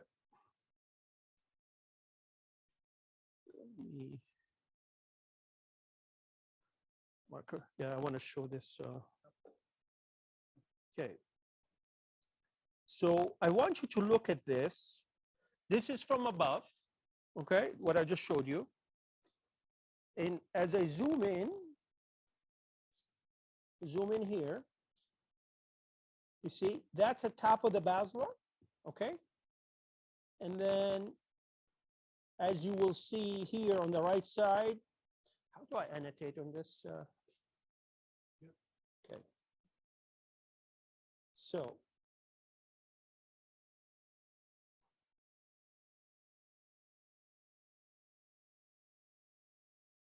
do I stop it to annotate? Yeah. Yeah, it's too small. Yeah. So that's the carotid artery. Sorry, I have to hold it so it's moving a little bit. Let me, yeah. So let me put it in here.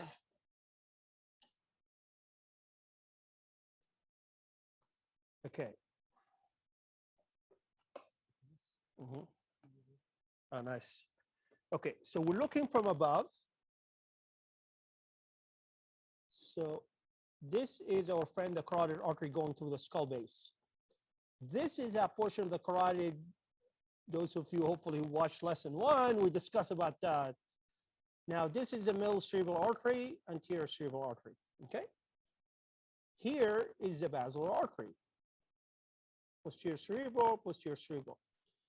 This is our friend right here, the posterior communicating artery, okay? So we are planning to come down this way. Through the ciliary fissure, we're going to come down this way. We're going to see our friend, the carotid artery. We're going to find where the posterior communicating artery is. We're going to go backwards to find this area and to find this aneurysm. So that's our plan to do this, okay? So now I want, yeah, okay. So now I want to show the patient positioning and everything. So on the side here, the approach. Yeah. Okay. So the how do I make this big? Bigger. Yeah. Okay. Do you need the screen or not? I don't need. You don't need the screen. You can also. Okay. So how are we going to get there? You see, we're going to enter through this area behind the eye to get to the ciliary fissure. And that's how deep that is. The first thing we're going to see is the carotid artery right here. Okay. So let's go back to the skin. Okay. So our idea is to get that point is to do this craniotomy here. Okay. How do I annotate? Without the skin? Yeah. Edit. Just edit. No, okay. Right. So this is, sorry. So this is a bony opening we call the Teriona Approach. All right. The Sylvian fissure is going to be right here between the frontal and temporal lobes, and we're going to show you that in a minute. Our idea is to get to that area right there. Okay.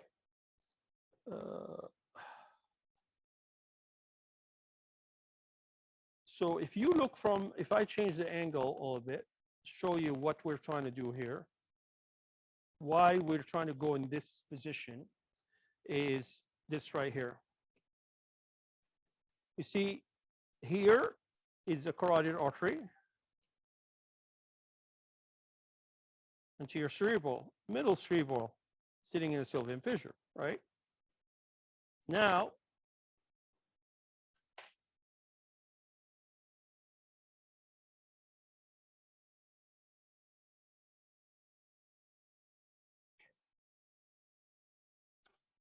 so we're going to have to come down here. Come down here. We're going to see the carotid artery. And then we're going to find the structure to go back here. Now, as you recall, that we spent the first lecture on is that the optic nerve sits right here, the right optic nerve. Left optic nerve will be here. So that would be a very important landmark that's going to tell us where we are, okay? The other structure that's going to become an interesting thing in our way today is the structure we call the third cranial nerve, and it's going to be sitting right here, the oculomotor nerve. So we are going to be looking at a number of things: the oculomotor nerve, the optic nerve, cranial nerve 3, the posterior communicating artery going back, the carotid artery. So in this tiny area, we're going to be dealing with these structures to get back to our area of interest. Okay, so let's get started. Okay, now let's go back and do the augmented reality for the positioning of the patient and so forth. Yeah, spine right side. Yeah, you can decide one of these. Spine. If you want to put directly with that mentally, obviously you can try.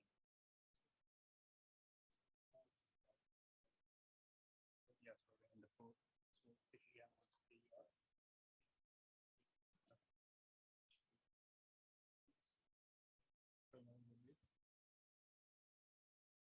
Click on it. yeah, you the black corner, the black frame, in order to recognize the surface.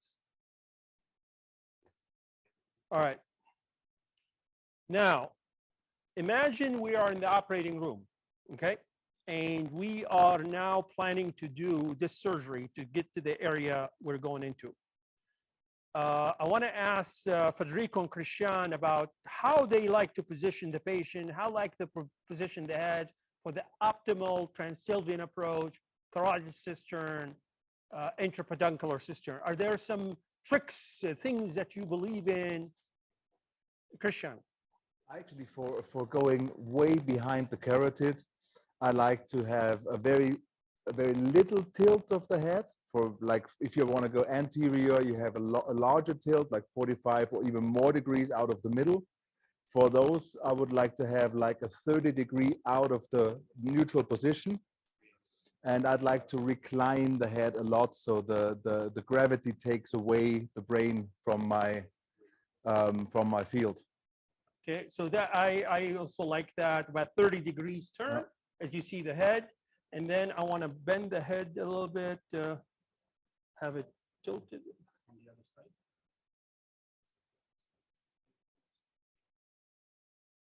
So pretty much looking at the patient like this. Is there a way to move the head like this? Okay. You see how I'm tilting just the head, just about, this is very important, of course, for the residents that are watching. The positioning of the head can make a huge difference for little things. So learning some of these tricks, and we're going to discuss this throughout this module. I'm going to give really important tricks for every location, how to have the head for every location. A little change in the head can make a difference. Federico. Yes, trigonometric points changes completely when you start doing the change of the first axis and the second axis. Then here, the third axis is the lateral tilt. And it is important because give you the final effect that Professor Freschlag said. I mean, the turning up, the turning down the head, once you rotated the head, is a lateral tilt. Yes. Okay, so you need to consider all these movement in one. So you do not split these in the reality. You don't. So what Federico and Christian are saying, there are three things. You have how much the head is turned, and then how much it's in this direction, and thirdly in this direction. All these three directions together, you're looking at it and imagining. When I teach this stuff, I always ask you to think in three-dimensional. So we're looking through the head, looking at your anatomy, you know where it is inside the head. And you are positioning based on all the things that are happening while you're looking through the head. That's how I want you to learn from that standpoint. Okay. Now, yeah, so this is what Federico is talking about in Christian. You see this lateral tilt, okay? This becomes very important This is especially important. We're gonna, not today, but we're gonna talk about the subtemporal approach where you go below the temporal lobe and so forth. The lateral tilt becomes your friend. Otherwise, the temporal lobe in your way, okay? So those little things make a difference. And the more you turn the head, you sometimes want to put a padding on that shoulder so you're not really hurting the neck too much. So you elevate the shoulder just a little bit just to help you in that process. So what Christian and Federico are saying, these are really important elements, especially for the residents who are watching. You know, you're asked to go position patient before the professor comes down there. But, you know, that positioning can make a big difference for the whole surgery, okay? Now I want to go back to the, just stop this. I want to go back to the Tereonal. Yeah, yeah, with the brain in. Yeah. So we must go on. We chose here this supine. Adjust position of the head. Okay. Yeah, Okay. you can find the animation. So now we've got our gentleman position. Elevation is in pins. Okay. Now we're gonna do the various. This is the animation. The surgical approach. The Okay. animation. You can add notes. Okay. So that's the skin incision. Okay. Nice. Okay. Now you're going to be reflecting, of course, for the residents is very important. How you preserve the facial branch underneath the skin, so important. We're going to spend a whole lesson on this, okay? We're going to teach you how to prevent facial nerve injury for the frontalis branch, major cosmetic issue. We're going to spend one whole lesson on this concept. Not today, but we will, okay? Now we're making the temporalis muscle. So this is cutting the temporalis muscle right there, and it's being reflected, okay? And that's nice, okay? Now we were putting the burr holes. As Federico said, it's better to learn the burr holes in the lab than to do them first time in the OR. All of us learned to do them in the operating room first time, but you know, I think we could do better than that, okay? And then we're turning the bone plate, right? So this is a Tereonal Craniotomy. Nice, that's a dura underneath you, covering, so that's a frontal lobe, and there is a temporal lobe, okay?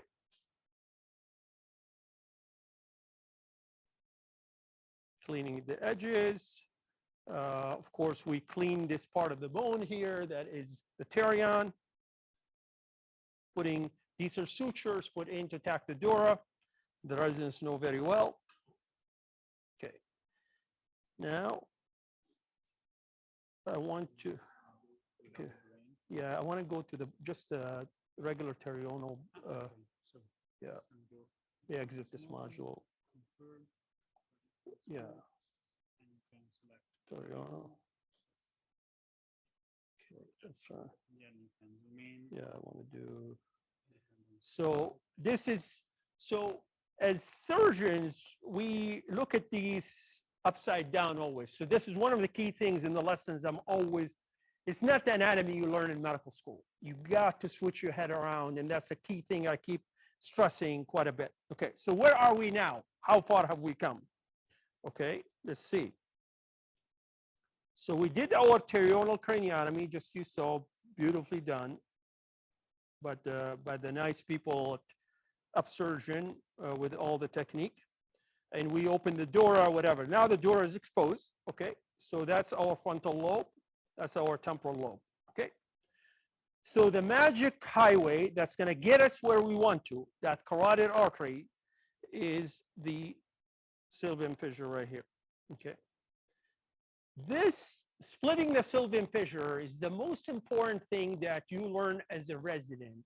So the way I have trained my residents over the years, that's the first microsurgical thing they are taught.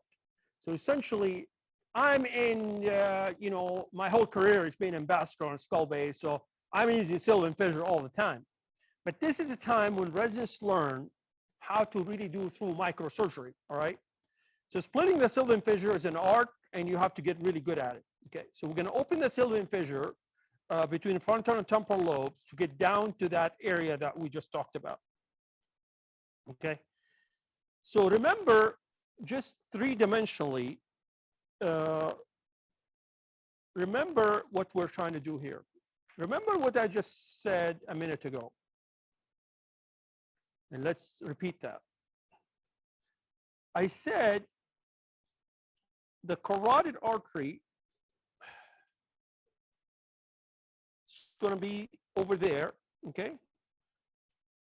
And right next to it is this structure, the optic nerve. This is part of the optic nerve coming into the orbit, but behind it, it's going to be right here. And the carotid artery is right here, okay? So imagine three-dimensionally, how are you getting there?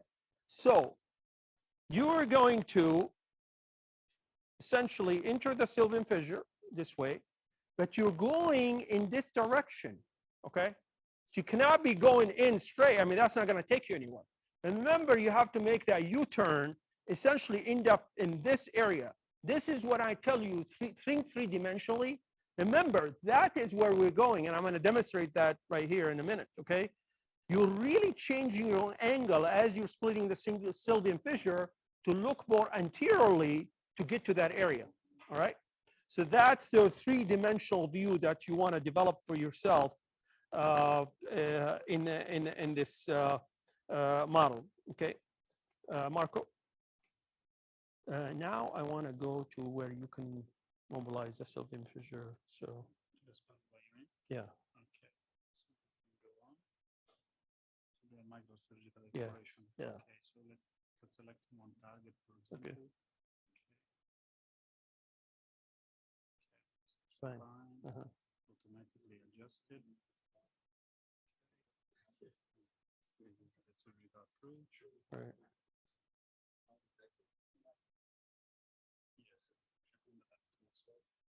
Now, what now? Exploration. Okay. And you just need to use the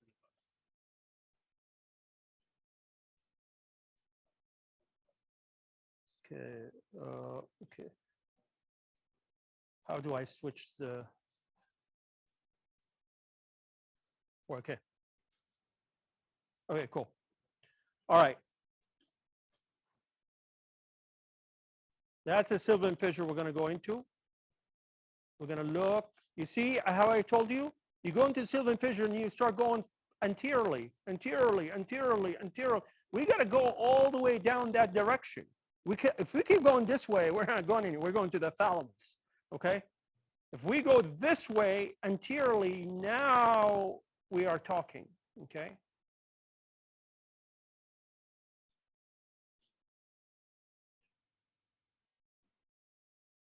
How do I move the? Yeah. You see, now we're going to start looking at some of the things we want to look at.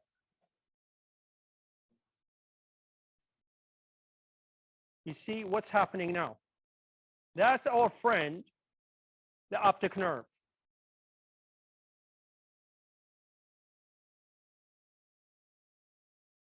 That's our friend, the optic nerve. Let's hold on.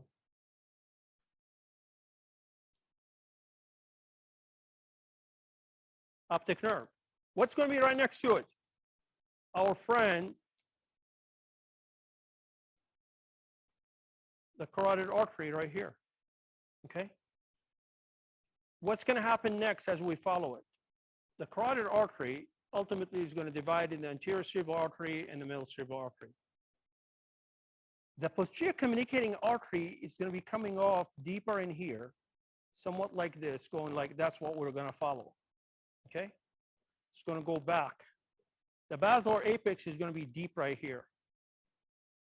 PCA, PCA. And then the aneurysm, of course, is here. We are looking this way, so you can dissect either on this side or this side of the carotid. In this case, the only way we're going to get there, if we really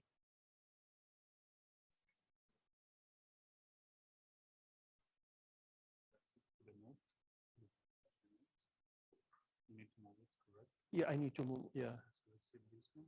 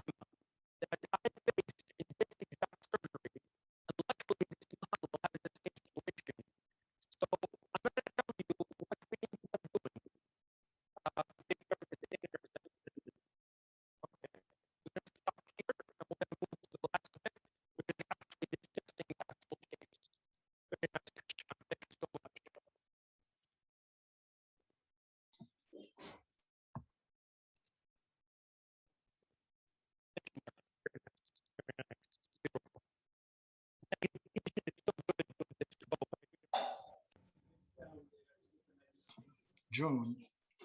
June. Hey, June. Just a minute, Saeed, they're working on it. Yes, there is no sound. I don't know what's happened.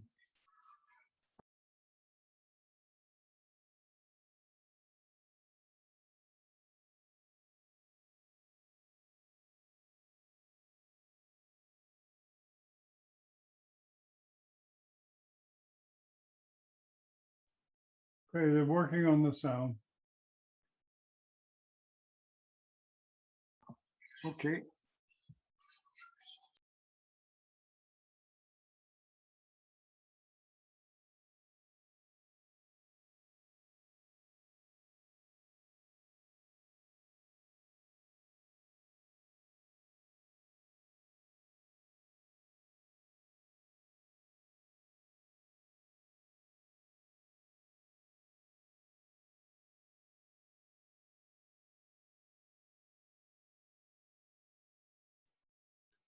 Be patient. I'm sure a resolution will be found.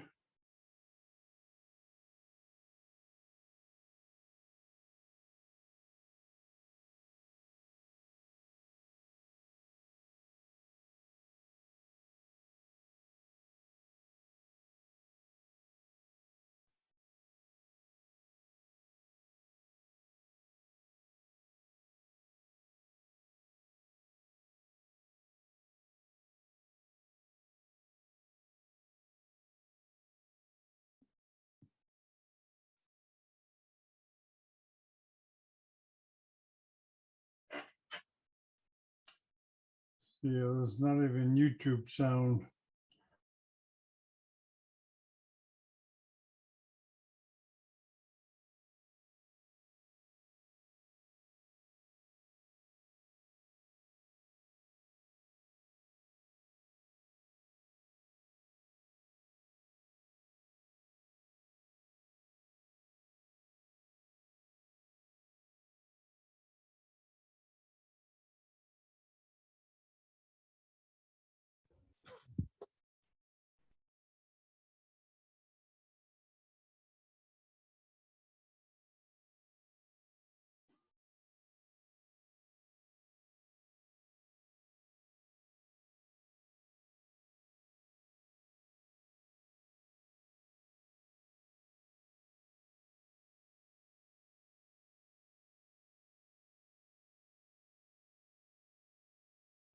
Hang in there, everybody. They're working on it.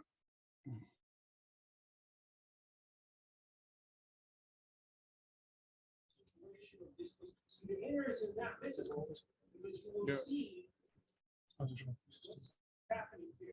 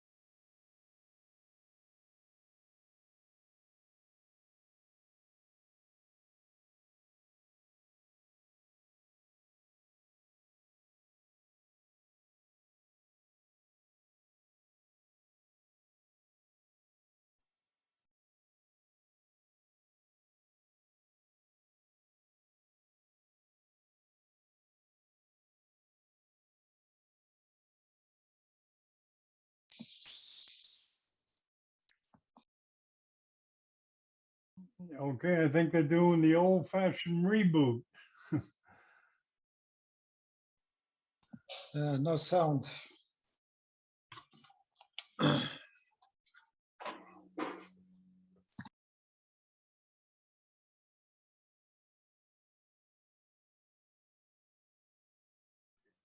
Perfect. So you see, I just put a clip on the posterior communicating artery. Okay, I put a clip on it. It's okay. Can you hear the audio? Because we cannot hear it here. I'm talking to him. So as I talk to him with the clip on, I've got it clipped. Now I'm testing everything in this patient. Make sure his circle of Willis is good.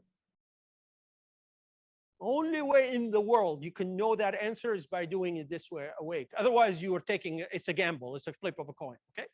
So that's why I want you guys to think innovatively as, okay, you see, these are the two clips. I'm talking to the patient, we're examining him. Okay. Two clips in the posterior communicating artery right there. This is very dark area, you know, so it's not easy to see, and I'm sure it's not easy to see here, but this is what I'm doing. I'm making sure there's no perforators right next to me as I do this maneuver.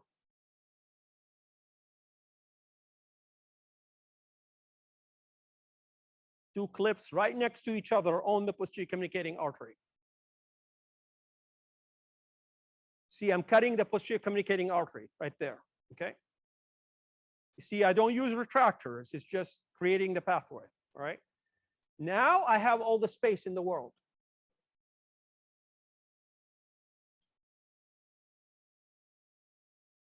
That's a basilar artery, okay? I'm putting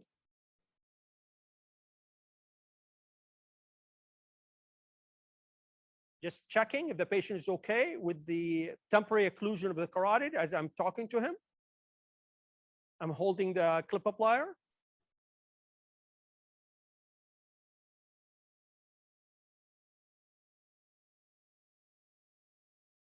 Very slowly. You see how subtle I am about this issue. So this is temporary occlusion of the carotid artery. Okay. Open your eyes. Unfortunately, can you hear on your thing the audio? I'm talking to him. He's talking to me. Okay, as I'm occluding the carotid. This is a really good. So in microsurgery, when we put a temporary clip on the basilar artery, you know nothing. Some patients can tolerate minutes. Some patients within minutes will lose. I mean, they have no blood flow going to the brainstem. It's an unknown territory. There's no technology. But this way, I know 100% as I put the temporary clip. The guy is talking to me. The audio is not transmitting. Maybe the screen people can hear it. I'm talking to him. He's doing fine. He's moving his extremities. I'm feeling very comfortable at this point. Okay. So now I've got a temporary clip on the basilar. Now I'm looking at the aneurysm. Now I'm putting I know it's hard to see. It's a very tight area. I'm putting a clip on the aneurysm right there. That's a permanent clip. I'm looking behind the aneurysm. So important not to occlude any of the perforators here. These are the most important tiny vessels in the human body, these tiny little vessels right there, okay? So I'm looking behind in what we call the intrapeduncular cistern, make sure we're not occluding anything. Of course, I'm talking to him, so I'm feeling very comfortable. I'm coagulating the aneurysm right there, okay? Now I'm very happy the aneurysm is occluded. I'm removing the temporary clip right there. This is all in real time, so that was the amount of time we had the temporary clip on, you know. So that's what we call ICG angiogram, okay? We're looking at that.